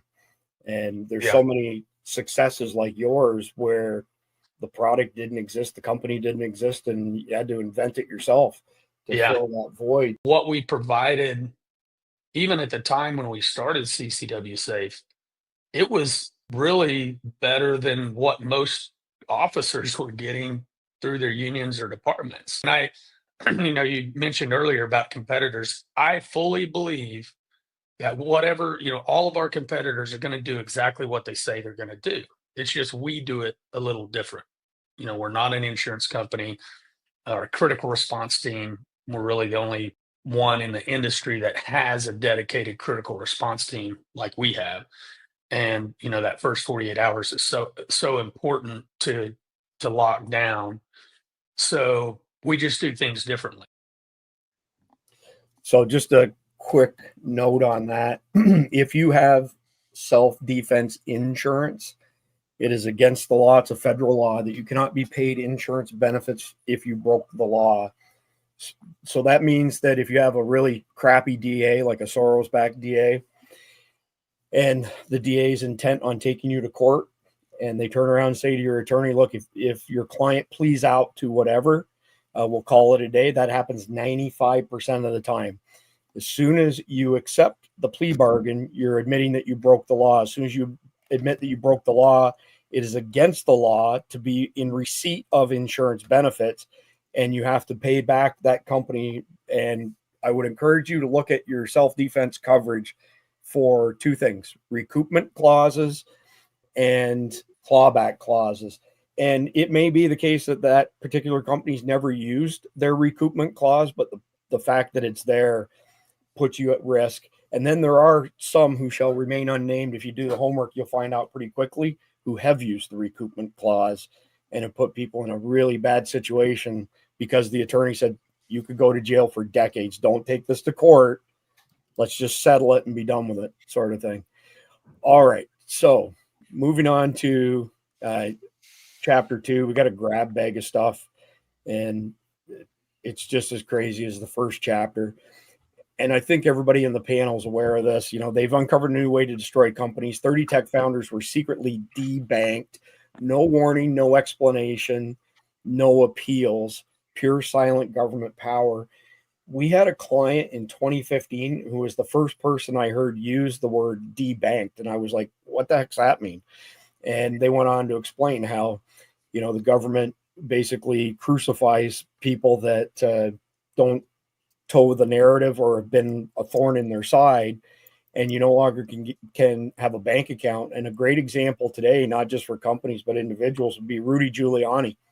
He has no bank accounts. He's not allowed to have any bank accounts. He's been debanked. He has no credit cards. He has very little cash. He can't even, you know, call up an Uber to give him a ride. But this gentleman here will explain it much more eloquently than me. This started about 2 years ago. Jeff, I'll go to you first for your comment. That's actually, I was reading about this earlier today or yesterday. They're talking about the Consumer Financial Protection Bureau is a government agency that answers actually to no one. And one of the big people who have influence over it is Pocahontas, you know, out of Massachusetts, the senator. 1024th. Yeah, and she has apparently a lot of influence on them, and what a lot of this debanking is coming out of them, and they can just issue a regulation, and you know, Congress has no say in it. It's not reviewed by anyone. It doesn't go to the courts to see if it's legal to do in the first place. They just slap out this new regulation and says they could do it tomorrow and say, well, if you manufacture a gun or gun-related product, we're going to tell the banks not to bank you anymore. And if the banks don't do it, if the banks say, well, no, they've been a customer for 150 years, you know, we're going to keep them on board. Well, then their life becomes miserable because then they start regulating the banks. So, and it's unaccountable. And it was what I read about it. It was in response to the whole Doge thing, is that this is this kind of stuff that Vivek and Elon need to go after. These uncontrollable rogue, you know, they're quote unquote independent. Well, nothing that's the government should be independent. It should answer to Congress, and it should answer to the president, and it should answer to the courts. The Consumer Financial Protection Bureau answers to no one. And that's not what should be happening in a democratic society. Agreed. John or Mike, do you want to chime in on this? Well, yeah, go ahead, Mike. Go up to 712, where Canadian Crusader put something up there. The banks do this stuff, and we get dumped, but rapists and pedos don't get debanked. Yeah. That's. And don't kid me that they don't know who those pieces of trash are. Oh, absolutely. They know exactly who they are. They know exactly what they do, and they can find every search history. I don't care if it was an incognito window or not. They can find every single thing, and they could go after those people. I'm reminded of the trucker convoy in Canada. They all got debanked. Yep. Hey, Americans got debanked over that at the request of the Canadian government. Yep. Mm-hmm. I had 3 friends that were gun manufacturers here during the Obama administration that got debanked, wound up having to go out of business, lost everything. Which credit card company was it that was trying to regulate gun purchases? MasterCard? Bank of America. That's right. Yeah. So they've already tried it. The problem is it's not been popular enough for them to really be able to do it large scale in this country, but they'll do it from time to time. No, but here's the problem is digital currencies. Yes. Take this over into a whole new realm, right? And the people need to protect themselves against digital currencies, because at that point in time, oh, you jaywalked, or your social credit score wasn't high enough. And anybody thinks we don't already have the beginnings of social credit scores here hasn't been paying attention. We 100% we have it. We have it both on individuals as well as businesses. It's disgusting. It's so multi-layered, right? So all vehicles sold in the United States 2026 and beyond have to have a remote kill switch, so those vehicles could be shut down. Chris Heaven, you are fined $10 for violation of the morality act. Well, companies have been doing this. Geico, they advertise this little dongle thing you plug into your car, and it says, based on your driving record, we'll lower your insurance rates. Yeah. What they don't tell you is that they'll also increase your insurance rates. Oh, wait, you sped once, so we're gonna bump your rates. Oh, you did a screeching stop at a stoplight. We're gonna up your rates. Yeah. And that kind of power in someone who is in the hands of someone politically motivated, you go after your political enemies. What about all of this stuff? I mean, let's start talking about going after your political enemies. We haven't seen any recent examples of that in the last several years, have we? No, never happened. It's amazing how all those lawsuits went away as soon as he got elected. Nothing to see here, guys. Just a coincidence. It's a Christmas miracle. So keep it in mind that chapter 2 of the episode tonight is a grab bag of stuff. But this is a good retort right here. Yes, I am willing to pay 30 cents more for a bottle of Cholula hot sauce if it means 75,000 Americans aren't dying from fentanyl overdoses each year. It's actually over 100,000. So I'd love to hear what you guys think of the new Mexican president. Her initial reaction to Trump saying that he was going to slap them with a 25% tariff on everything until the fentanyl and the illegal stopped. What did she do? She turned around. She said, well, we'll put tariffs on all of your stuff. Like, has he got any bargaining strength in that? Well, you really want to get them. You say, we will stop all remittances to Mexico. The fact, though, that she thought screeching hot that she has the economic power to go against this. Give me a break. I literally had a conversation with somebody that sent me an article. It was like, it looks like they're going to slap tariffs on us. I was like, dude, do you realize that we give them money every year? Like we can just say, oh, okay, well, guess what? You're not getting any aid. And that's billions of dollars. Okay. Screech. Cool. Yep. Have fun, guys. We're not going to allow Mexicans in the United States to send their money home to Mama. Right. Yep. Because that's a huge part of their national gross domestic product. Yeah. They need to do that to begin with. Well, yeah. Yep. Because and what people don't understand, I work for a company that's 40% owned by Toyota. Do you know why Toyota has most of its manufacturing plants in the United States? You want to take a guess? Tariffs. It was tariffs. Yeah. They were tariffed in the 70s to the point where they said, you know what? It's actually it makes more sense for us to just build plants in the United States. Then they are American-made cars. We import certain electronics, but the vast majority is American-made. And I can vouch for this. We get raw materials from all over the country and all over the globe. We put them together, and they are car parts. That's how Toyota ended up in this country, guys. I had a BW Rabbit that was made in Westmoreland, Pennsylvania. Yep. So this is repatriation of manufacturing, and Mike hit it on the head when he mentioned the South. 2016, believe it or not, here in the Southeast United States, we reached parity with China on manufacturing costs when you added the shipping cost of sending stuff from China here. However, what we didn't have was the supply chain, right? So there's an example here. I live in small town USA, but there was a company that had been in business 3 generations, 100 years in Long Island that makes all of the hand tools for both Snap-on and Mac. And across the river was a company in New Jersey who makes all the plastic extrusions for the handles. Well, the guy who owned the tool company, Cuomo, went on the air and said something like, if you voted for Donald Trump, I don't want you in my state, some ridiculous thing like that. And he was like, okay, fine, I will leave. And so the stumbling block was the supply chain, because he couldn't come here, manufacture his hand tools, send them all the way back to New Jersey, have the handles put on them, and then distribute them. So they took it to our county council, and the county council gave both of them this smoking deal, 10 years, no property taxes, blah, blah, blah, blah, blah. Put them into a building where one guy's on one side, one guy's on the other side. And they brought all of their jobs and everything down here from the Northeast. So we cannibalized the northern U.S. there. But here's an interesting development. Literally just was made aware of this morning. So I'm a big fan of Energy Power Stations, INERGY. Website's INERGYTEK.com, energytech.com. American Design Power Stations, American QA/QC, so quality assurance, quality control on the production floors in China. And they're by far the best power stations on the market. They have a military unit called the Tactical Flex that you can take into all sorts of crazy environments. I have one sitting right back here, and I have a regular Flex sitting over there.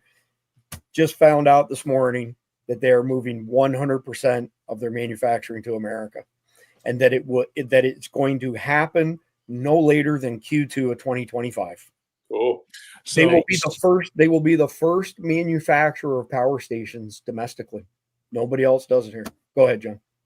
Well, and I would say this too: when you move plants to places where there's cheaper labor, typically the innovation doesn't improve because they can pay so cheap for labor. You know what drives innovation? Labor costs. So you actually end up with more innovation when it's based off of the labor cost, because, okay, we can automate things. That doesn't necessarily mean they get rid of jobs. It means that the jobs shift and change. Trust me, we have more employees in 2024 than we did in 2020 in my plant. And it's not even close. Pay them peanuts. They send you monkeys. Well, and Toyota learned this way back when, and they took the lesson actually from Henry Ford. You'd have an assembly line, and what they would do is then they would take 10% of the workers off the assembly line, and then they would work till they got the manufacturing up to the same level with the same quality. And then they'd take more employees out. And then they kept doing that until they got to the point where they couldn't make the improvement back to what it was before. Then they went back to the previous level of employment. And then manufactured. And that gave them the most efficient, high quality manufacturing. And you have smart employees, well-paid employees who help you innovate because they know if this plant is efficient, they're not going to close it. Well, and that's, it's funny you mentioned that. I used to do that when I was in the manufacturing. When I was a supervisor in manufacturing, I did all the TPS, the Toyota Production System charts, and I would analyze a line. We'd remove an operator, see how it did. If it fell apart, we'd put the operator back on. We would figure out how to restructure the workflow balance. It's all there, and that's what drives innovation. Whereas if you just send it someplace else and you're just sending that process down to a foreign country because you can pay them $3 an hour as opposed to $20 an hour, you don't get innovation. You don't get improvement. You just get the same stuff. And a lot of times you have problems, quality problems, production problems, all kinds of stuff.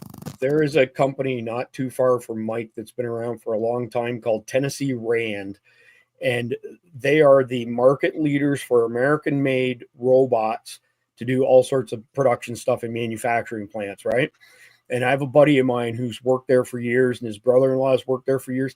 They cannot hire enough people because of what you just mentioned. So, okay, we're sending these robots, let's say, to Detroit to, for the Ford plant, let's say.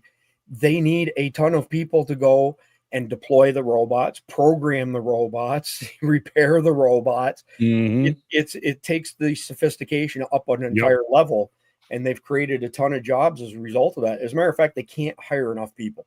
Well, and then you get a more intelligent, sophisticated workforce because they know how to work on more sophisticated things, and it helps your society out over time. That's honestly why and this is bringing it full circle back to immigration. This is why we need immigration, but we need to be able to pick the people that come into this country. We can't pick the people that have lived in a third world hellscape that don't even know what running water's like, because you know what they can't do? They can't come in and learn how to work on robots. It takes generations to get to that. They can't, they may be able to bag groceries, but they can't do sophisticated jobs. It's not complicated. Import the third world, become the third world. It's that simple. It really is. And at the end of the day, we haven't been doing a very good job of looking after America and Americans. And again, it's part of this asymmetric warfare. But I want to move on to the next one, which is a real boondoggle. So this is on the wind energy generation in West Texas. And I'll let Jeff speak to it first after I play the video. And I swear to God, this guy is like, oh my God, who was the guy that, now I'm drawing total blank here. It'll come to me in a minute. There's an actor that this guy reminds me of very much, and I'm just having trouble placing it. But he was married to Angelina Jolie, I believe. Oh, Billy Bob Thornton. Billy Bob Thornton, yeah. Is this the scene from The Landman? No, but this guy, I swear to God, he's like a clone. Well, Billy Bob Thornton is in that, and he has this great monologue about oil. It's and freaking incredible. Well, hold on. That might be it then. Just let me pull it up here. But what I wanted to get at, just to preface it, is that the amount of energy that's expended on manufacturing those turbines is more than they will ever produce in their entire lifetime of being deployed. Yeah, I think that's where we're at here. And roll that beautiful beam footage. Roll that. All right, here we go. Words out of my mouth. Any idea how much these Yeah.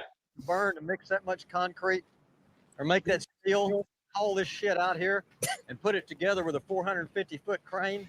You want to guess how much oil it takes to lubricate that fucking thing or winterize it?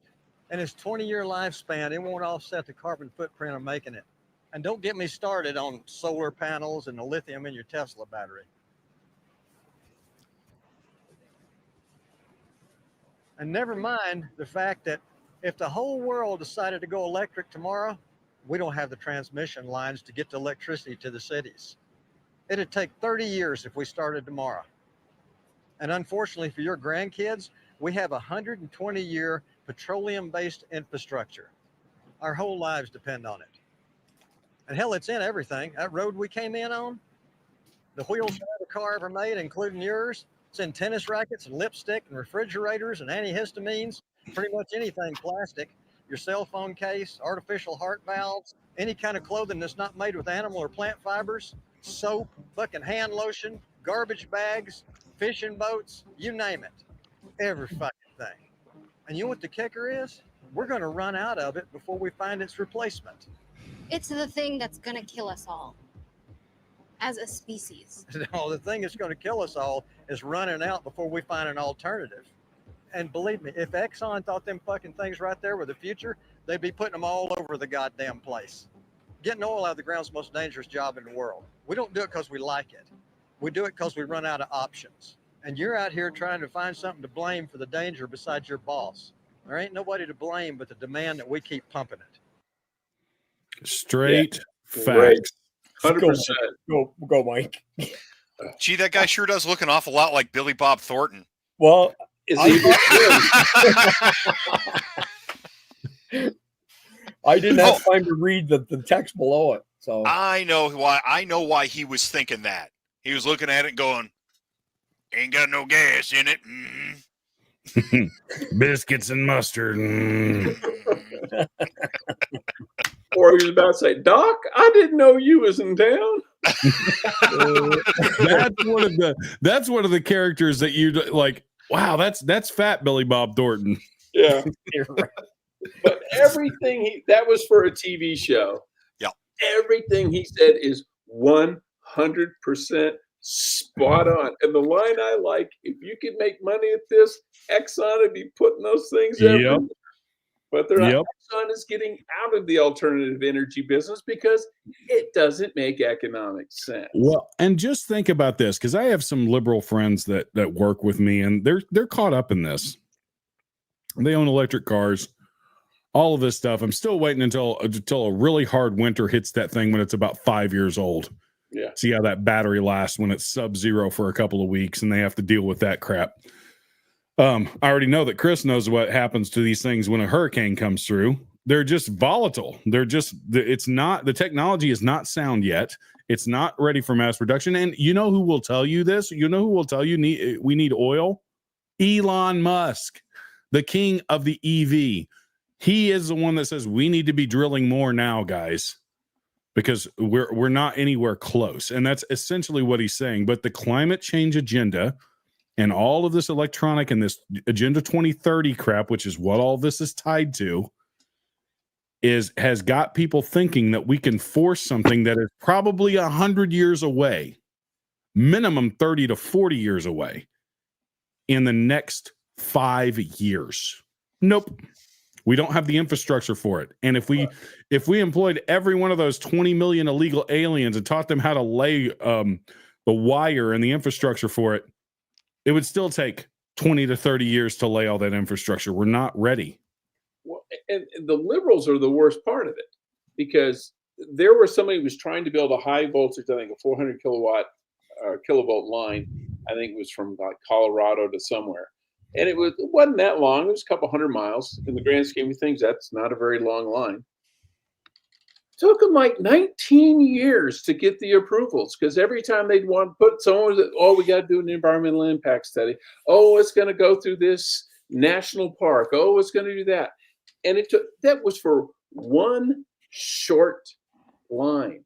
We need tens of thousands of miles of high voltage power lines to electrify this country, assuming we have the generation to fill the lines, which we don't. And the reality is the combustion engine will be replaced by technology other than electric. Absolutely. It will be.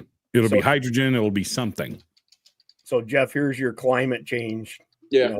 As the ice melts, the water level doesn't change.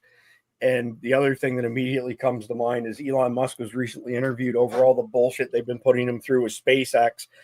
And they were getting ready to cross some major threshold. And some bureaucrat said that they had to do a study on how they could make sure the rockets don't hit any whales. Yeah. And Elon's response was, I'm pretty sure if the rocket hits a whale, the writing was on the wall. The whale was doomed from the get-go. The whale's number was up. Oh, so all of a sudden we're concerned about whales, but we're putting up wind turbines every 5 feet, because you know what they've actually proven does?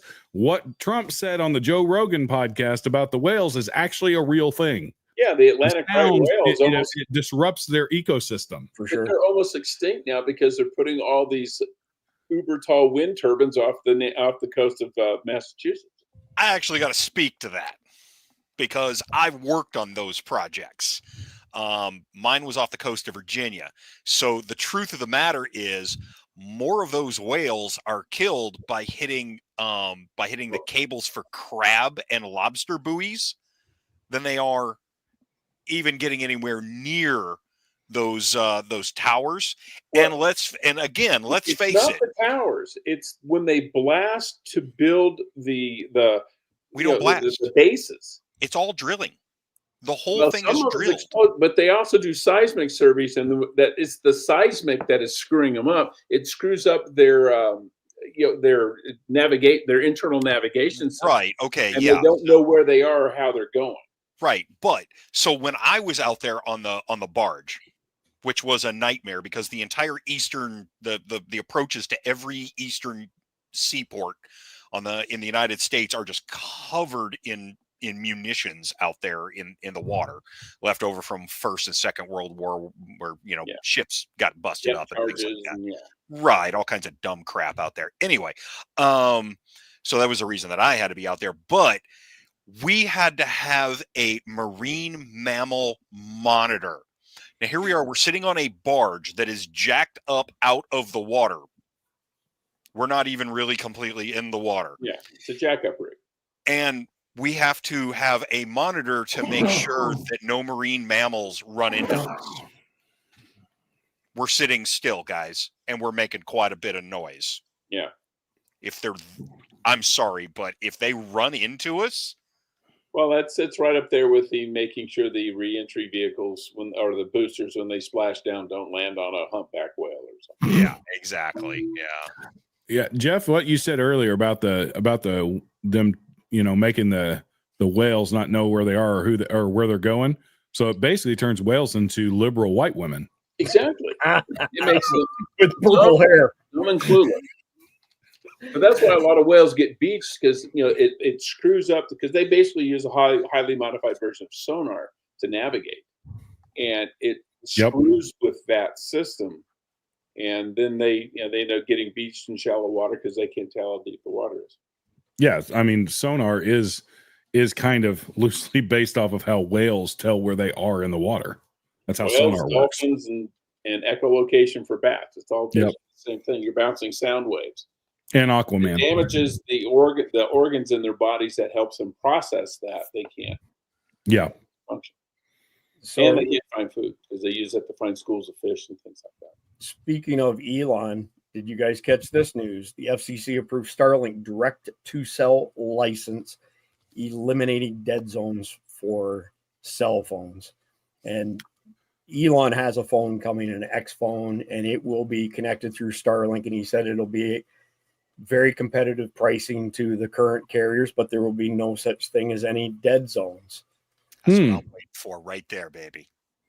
Well, I mean, I've got a Garmin InReach Mini over here. I'll grab it. Sell your Garmin stock if he gets that out there.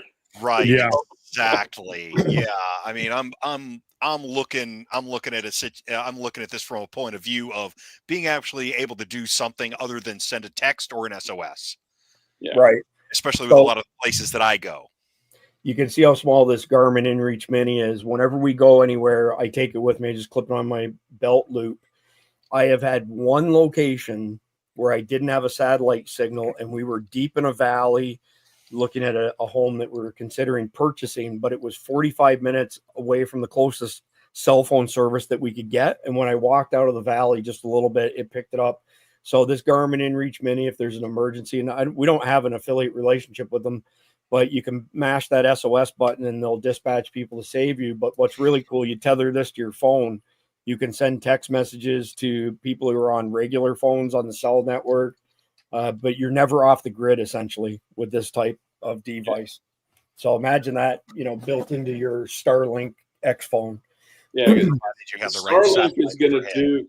This could potentially do to cell phones what smartphones did to BlackBerries. Oh yeah. Well, I mean, Mike, when you were in East Tennessee doing the Hurricane Helene stuff, how many Starlinks did you see? Oh, tons of them. Yeah. I mean, that was the only way you could communicate over there unless you were talking on ham. Yeah. Yeah. We brought a whole bunch of them. They were great. I loved them. I was talking about with a bird overhead with a Garmin. Yeah. Yeah. And when I die, I want a representative from Iridium and Inmarsat to be pallbearers for me so they can let me down one more time. Oh, that was a good one, Mike. That was a good one. Those guys suck. 4 to 6 hour windows with no coverage. Yeah, and they're expensive as hell too. Only slightly better than Netflix when the Tyson fight was on.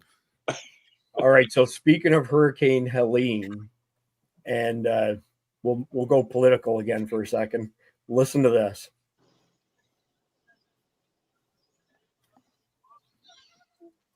Sorry.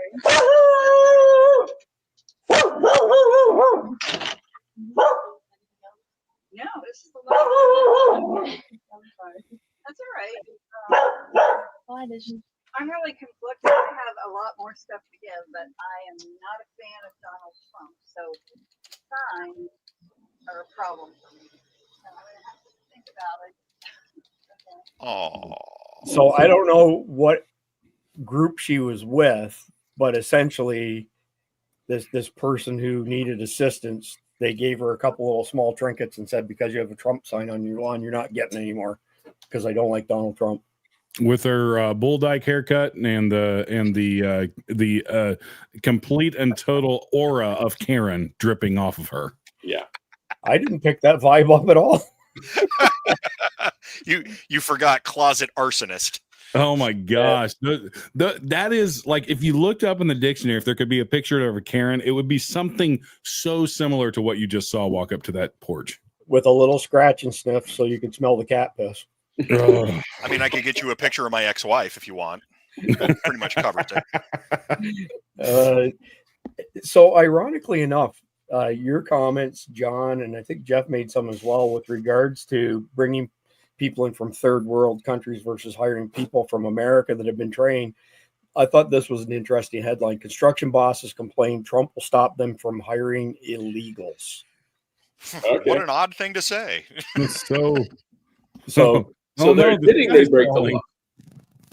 Does anybody want to run with that? Well, it's illegal to hire illegals. So they're basically saying, how dare you make us follow the law? Yeah, it's like a bootlegger saying, You're gonna make me pay tax on my liquor? Man, that's just not fair. E-Verify? What's E-Verify? Oh, What this is going to do, and this is I'm going to make a prediction. Having worked in the manufacturing world for almost 13 years now, what this is going to do is it's going to put positive upward pressure on wages, but it's also going to force companies to start treating their employees better because there's going to be a lot of competition out there. Yep. And that's good for the American worker.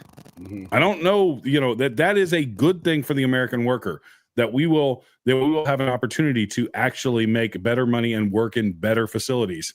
You know how they could immediately do that is get rid of every HR department in the freaking country. Yeah. Well, try and find an electrician in Arizona. I have a friend who's an electrician, makes a good living. And I said, man, what do you do in the summertime when it's really hot? You got to get up in someone's attic. It's 150 degrees. He goes, I just don't do it. He says, I only work 9 months of the year. When it gets hot, I stop. Mm-hmm. He doesn't need to. And because there's not enough electricians. If you want to make money, be a plumber or be an electrician. I was just getting ready to say that. In the next decade, if you have kids that are going to be coming into the workforce in the next decade, trades, they're going to make more money than doctorate degree holders, man. Like, it's insane the amount of older workers in those, especially even around here where I live, they're hundreds and thousands of them retiring in the next several years, and there's nobody to replace those jobs. Guess what those jobs can't be replaced by? Robots. It's really freaking hard to replace plumbers and electricians with robots. AI, yeah. Well, AI. My sister lives in this little podunk town, Bald Knob, Arkansas. Believe it or not, that's the name of the town. Bald Knob? Yeah. She says they have 2 plumbers. And she says one drives a Mercedes, the other one drives a BMW. And that's how you tell them apart, because they can charge whatever they want to charge, because that's, there's no one else to do it. Yep. Competition is a great thing. It really is. And when you have a competitive market, the market benefits, the workers benefit, and society and our economy benefits, because it drives innovation and it forces people to, honestly, the next 4 years is going to be a great time to open up a business. If you want to start a business, if you want to expand a business, do it. Because the economy is going to be gangbusters, and unless, they can somehow get us into World War III in the next 56 days. Right. Well, if you're doing a home improvement shop project, you need to shop at where there's a Home Depot and a Lowe's across the street from each other. Those will be the cheapest prices, and they'll have the best customer service. The cartel stores staring at each other. So moving along, did anybody catch Sharon Stone? Yes. She looks awful. Well, yeah. So here's the funny part is she does look awful. And I'm not going to play the video. If you go get the brief from our Patreon, you can listen to it if you want to. She was in Italy, and she was explaining to the Italians how, we're a young country and we're adolescents and we act like idiots. And it's 80% of Americans who don't have passports, don't travel. So they're very myopic, but uneducated. But the best response to this I saw, and I can't remember who it was, but it was a fairly big name on X, said, she should stick to spreading her legs. And somebody else said, did you look at the picture? I mean, I thought it was funny. I've got to actually point something out here. The nation of Italy, the current nation of Italy, do you know when that joining of all of the different areas that became Italy, you know when that happened? It was like 1861. Yeah. 1861. How long Guess what's older than the current country of Italy that she was in? Same thing for Germany. Yep. Germany did not become Germany until the middle 1800s, when Bismarck got all these little German principalities and mashed them together and called it Germany. Yep. We're older than Germany. Yep. We are older than a lot of countries that they always say, want to act like we're a young country. No, we're actually the oldest republic in the world currently. So, like, the washed up movie stars that know nothing and are just speaking out of the hole between their cheeks, and I'm not talking about their mouths, are they just need to shut up and sit down. You lost. Elections have consequences. Enjoy your extra money. Somebody published a poll in the past couple of days that said something like less than 7% of Americans give a shit what Hollywood actors say. I was surprised it was even that high. They're so full, the Hollywood actors. But it's hubris. They're so full of themselves. What makes them think that we give a shit what they think?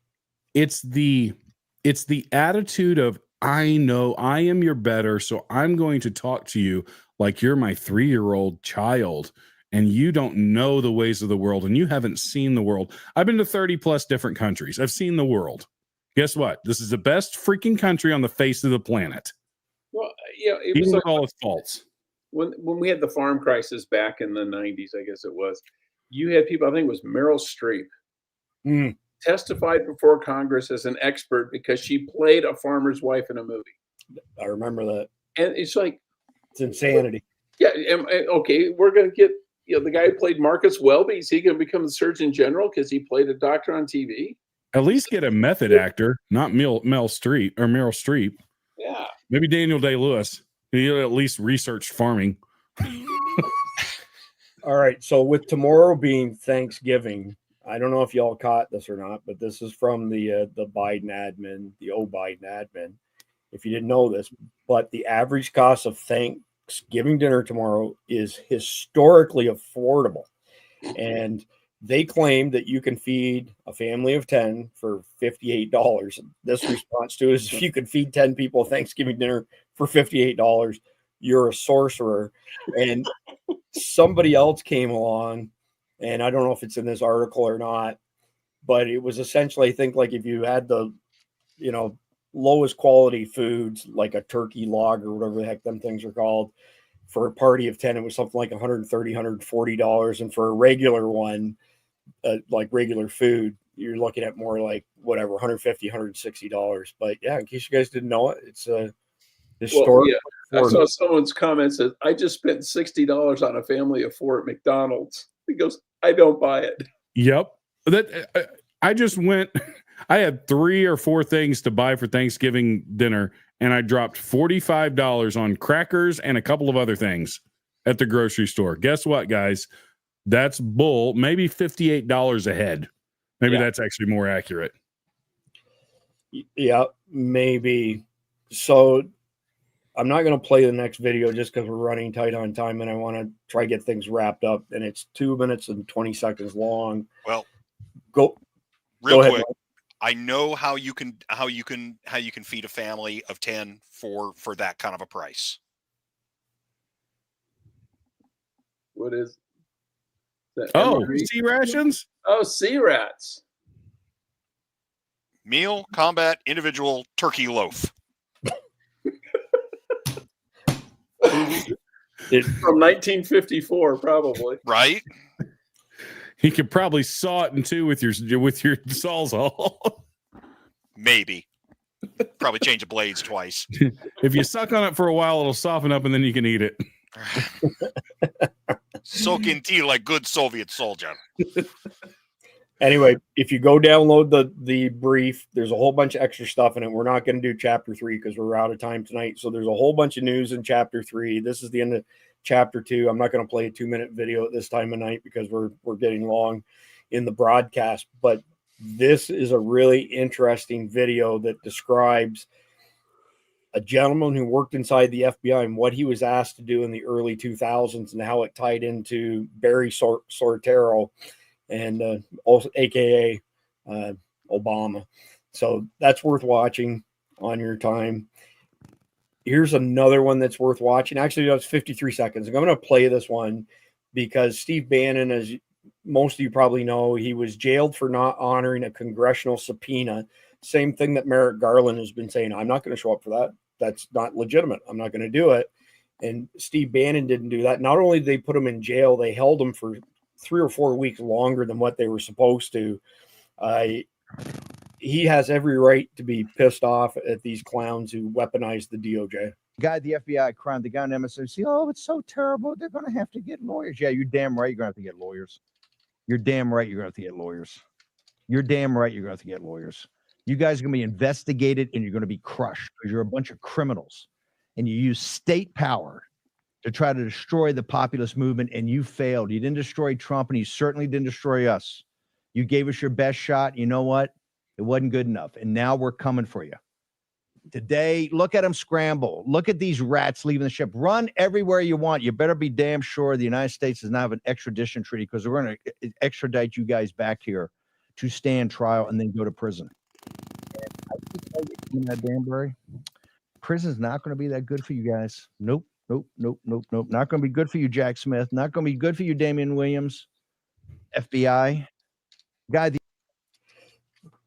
Anybody want to chime in on that? Like, I personally have been saying for a while now that these rogue prosecutors and the DOJ, somebody's got to take them to task. They broke the law, and they broke it many, many times. Yep. And they're guilty of sedition on top of that. And they need to pay. This is not retribution. This is accountability. Yeah. Here's where I would go with that. We also need things like what's the Soros funded media matters. We need right versions of that to go in and watch what all these people are saying in their little circles and their little shows, start exposing that kind of stuff. The only way to stop this is mutually assured destruction. Yeah. We have to fight by the same rules. They set it's just like Mitch McConnell. As much disdain as I have for Mitch McConnell, he said something when Harry Reid nuked the judges, where they only needed 51 votes because they were so cocky that the electorate had permanently changed and they would never have to worry about elections again, so they could push through every judge that they wanted to. Mitch McConnell stood up and said, be careful, because one of these days this may be in somebody else's hands. And what happened? Donald Trump passed more judges in those 4 years than any president in the last 20, I think. And he's going to do it again. You're on mute, Mikey. You're on mute, Mike. Yeah, past 40. Yeah. And he's going to do it again. And hoorah. Because good on him. If they set the rules this way, then guess what? You're going to play by those rules. You want to indict people? We're actually going to find things to indict you for. We're not going to come up with trumped up charges. We're going to actually find the real stuff. And scorched earth mentality. You know, it's the Russian winter. Scorch the ground and leave nothing for the people coming after us. Sorry, You're good. Amen to that. I'm sensing you feel strongly about this. Tell us how you really feel, John. Don't hold it in. That gives you high blood pressure. After 8 years of being told it's Hitler, Hitler is back incarnate. It's Trump. He is Hitler. And just hearing that over and over and over again, when you know the guy's not Hitler, Trump's a flawed person. I never said he was Jesus Christ, but he's also, the one thing that I know about Donald Trump is he cares about this country and he cares about the future of this country. And for all of his flaws, was he perfect on gun legislation when he was in last time? Nope. He's saying some good things now. Was he perfect on everything? Nope. I had plenty of disagreements with him. I've got disagreements with some of the people he picked for his cabinet. Mm-hmm. However, I do know at his core, he cares about this country. And he cares about the people that live in this country and the citizens of this country. And by golly, that's better than the people that want to invade us with people from other countries that don't know our way of life. You know who else loves this country? Chris Evan? Chuck This Norris. guy right here. Chuck Norris. Do you guys know how many push-ups Chuck Norris can do? All of them. All of them. So the reason I put this up is usually, chapter 3 of our episodes, we end on, a funny haha. So we're just going to have one tonight instead of a bunch of them.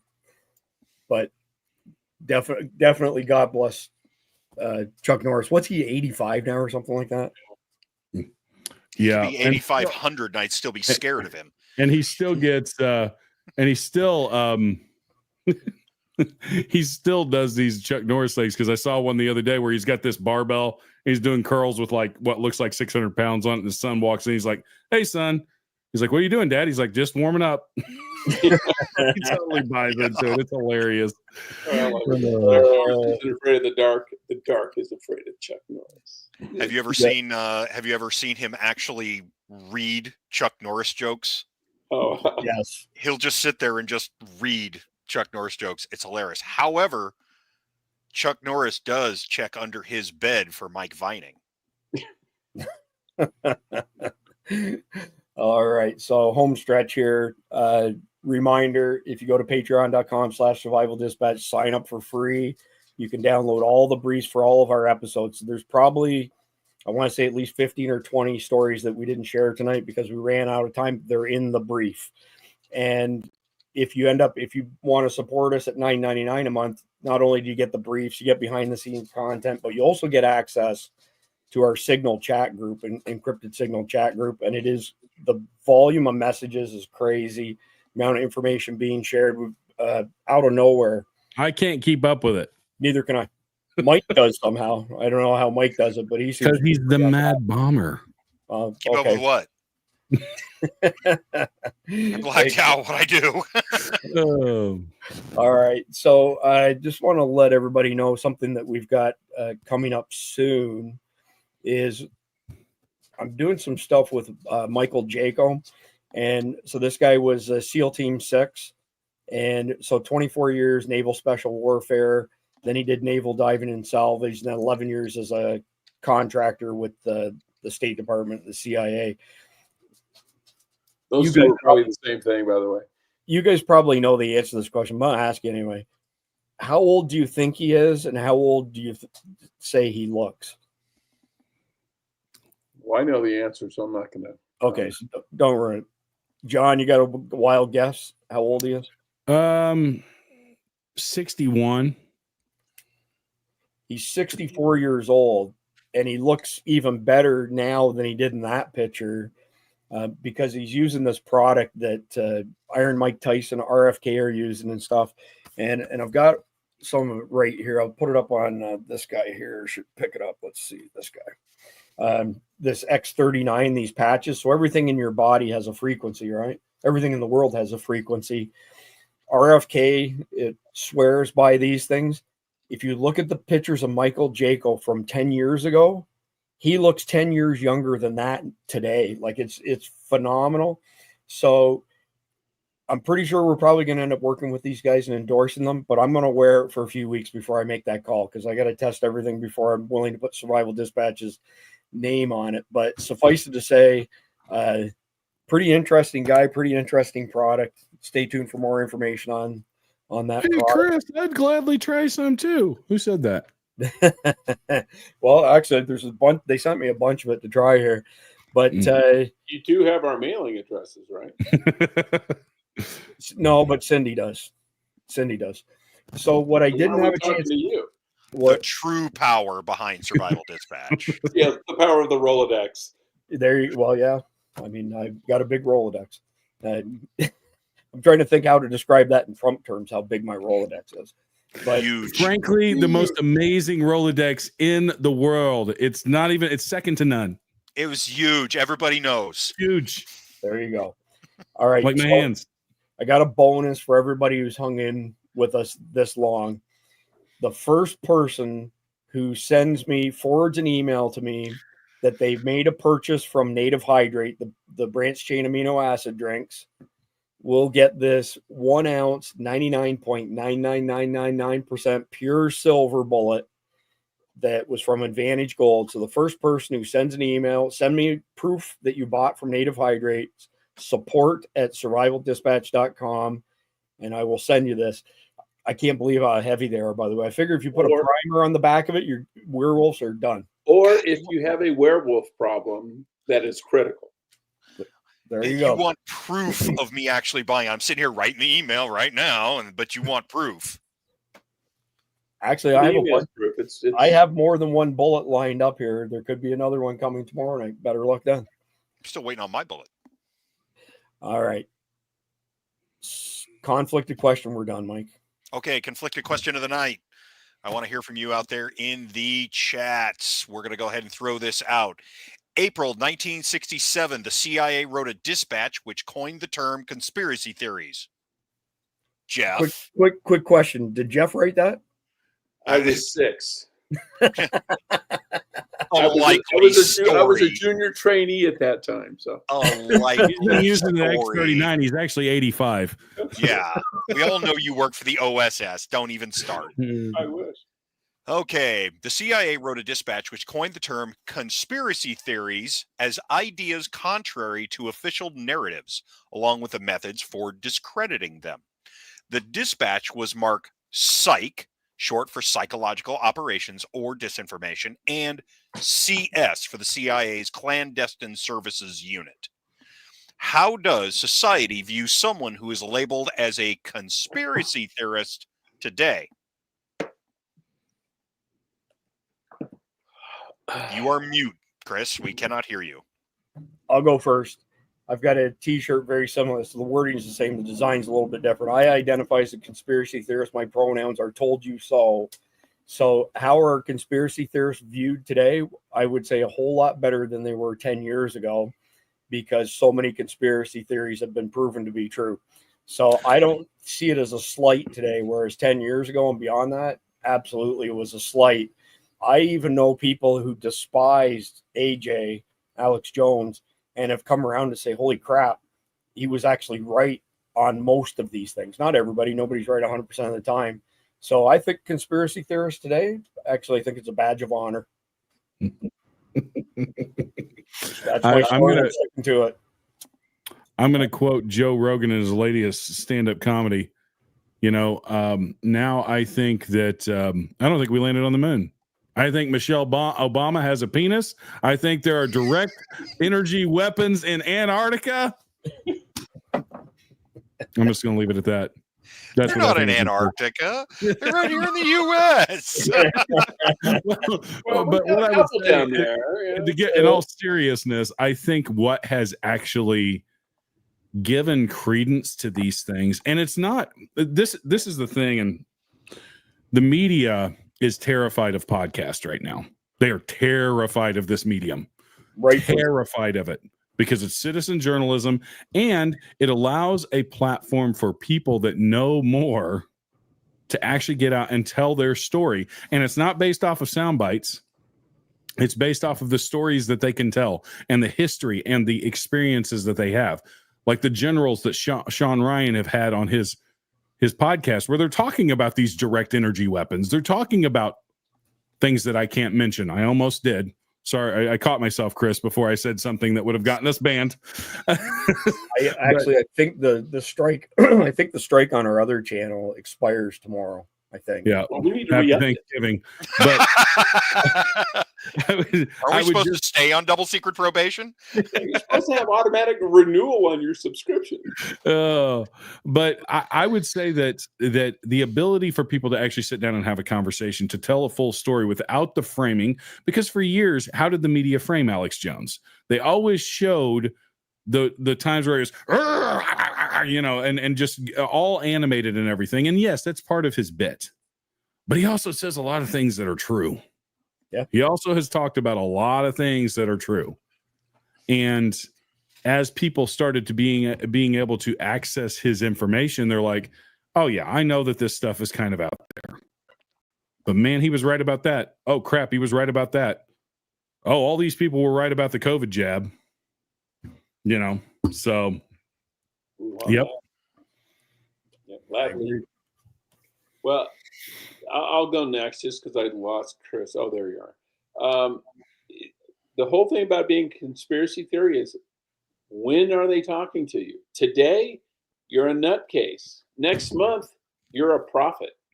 Because most of these things, you know, when they first come out, nobody believes it. And you wait a little while and you're like, holy crap, he was right. I mean, look at the Wuhan lab leak. Oh man, you were a racist and a lunatic if you thought that a certain virus came from a certain lab. But then it turns out now that is the standard accepted explanation. the whole Russia hoax. If you said, okay, that whole, Trump's a Russian agent thing is a hoax, you were a whack job conspiracy theorist. And now it's like, well, it's kind of been proven after about a 3-year intensive investigation. So, conspiracy theorists or theories are just tomorrow's news today. Yep, I don't disagree. There was actually, so there's some big online thing going on right now, some like global doctors summit sort of deal. And if y'all look up Juanita Broderick on X, 17,000 physicians and scientists from around the world agree that those things that get stuck into you are dangerous and harmful. Where is the media?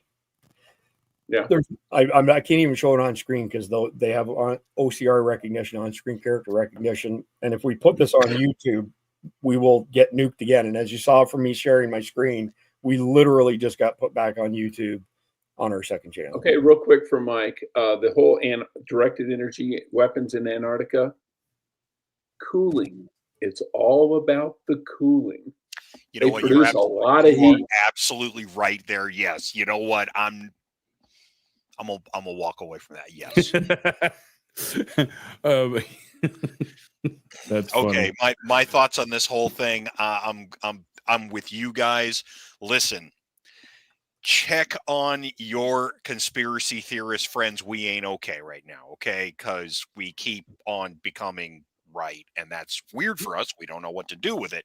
And for me, I mean, I'm a career bomb technician, and when I came in, the boogeyman out there was Unabomber.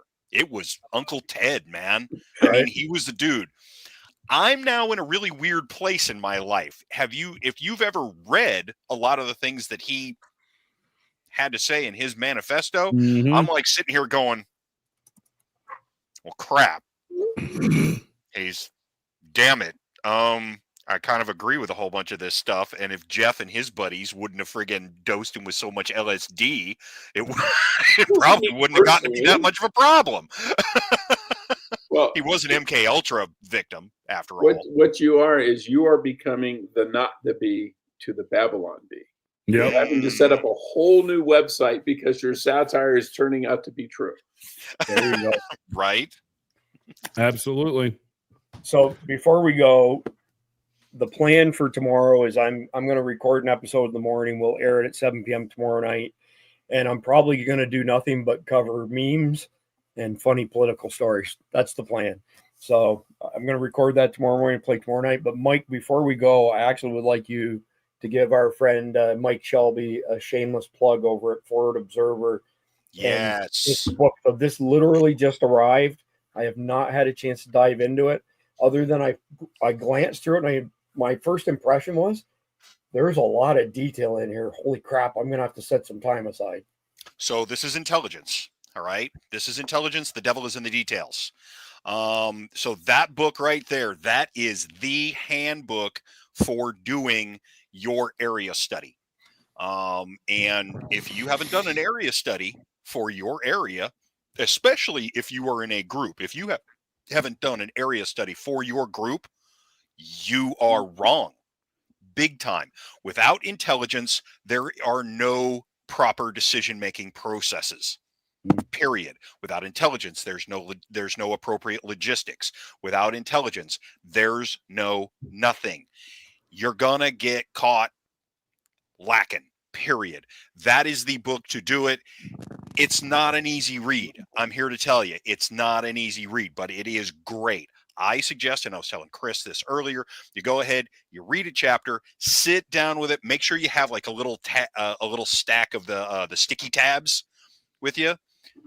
Bookmark stuff as you're going through, right? You're probably going to go through the entire thing. You may wind up needing a second one. Go through, bookmark it as you go through. When I read it, I would read a chapter, set it down for an hour or two, go back to it, read another chapter. You're going to read it all the way through, then go back and use it as a reference manual. And if you want to take one of their courses, specifically on this. He has an online course specifically for doing this now over there at forwardobserver.com, and I highly recommend it. That was a great shameless plug for Mike and Forward Observer. I'm really looking forward to getting into this because I have 2 local area studies I have to do. One here for our home in Florida and one in Georgia for our home there. Yeah, I'm in the process of having to do one for all of northern Alabama now.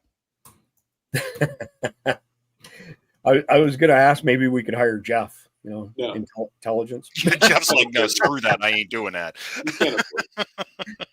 I mean, we can pay in tequila, rum, vodka. Rum? Why is the rum always gone? Why is the rum gone? Why is the rum gone? All right. Okay. All right, well, appreciate all y'all's time. Appreciate everybody out there who watches us. Please like, share, comment, subscribe, and God Happy bless you. Thanksgiving, America. America. NBC News can now project that Donald Trump has won the state of Wisconsin, which means he is the winner of this race and will return to the White House as this country's 47th president. Former President Donald Trump will be our next president. Donald Trump will become the 47th president of the United States. CNN projects that Donald Trump has been elected president, defeating Vice President Kamala Harris and making a political comeback unlike any in modern American politics.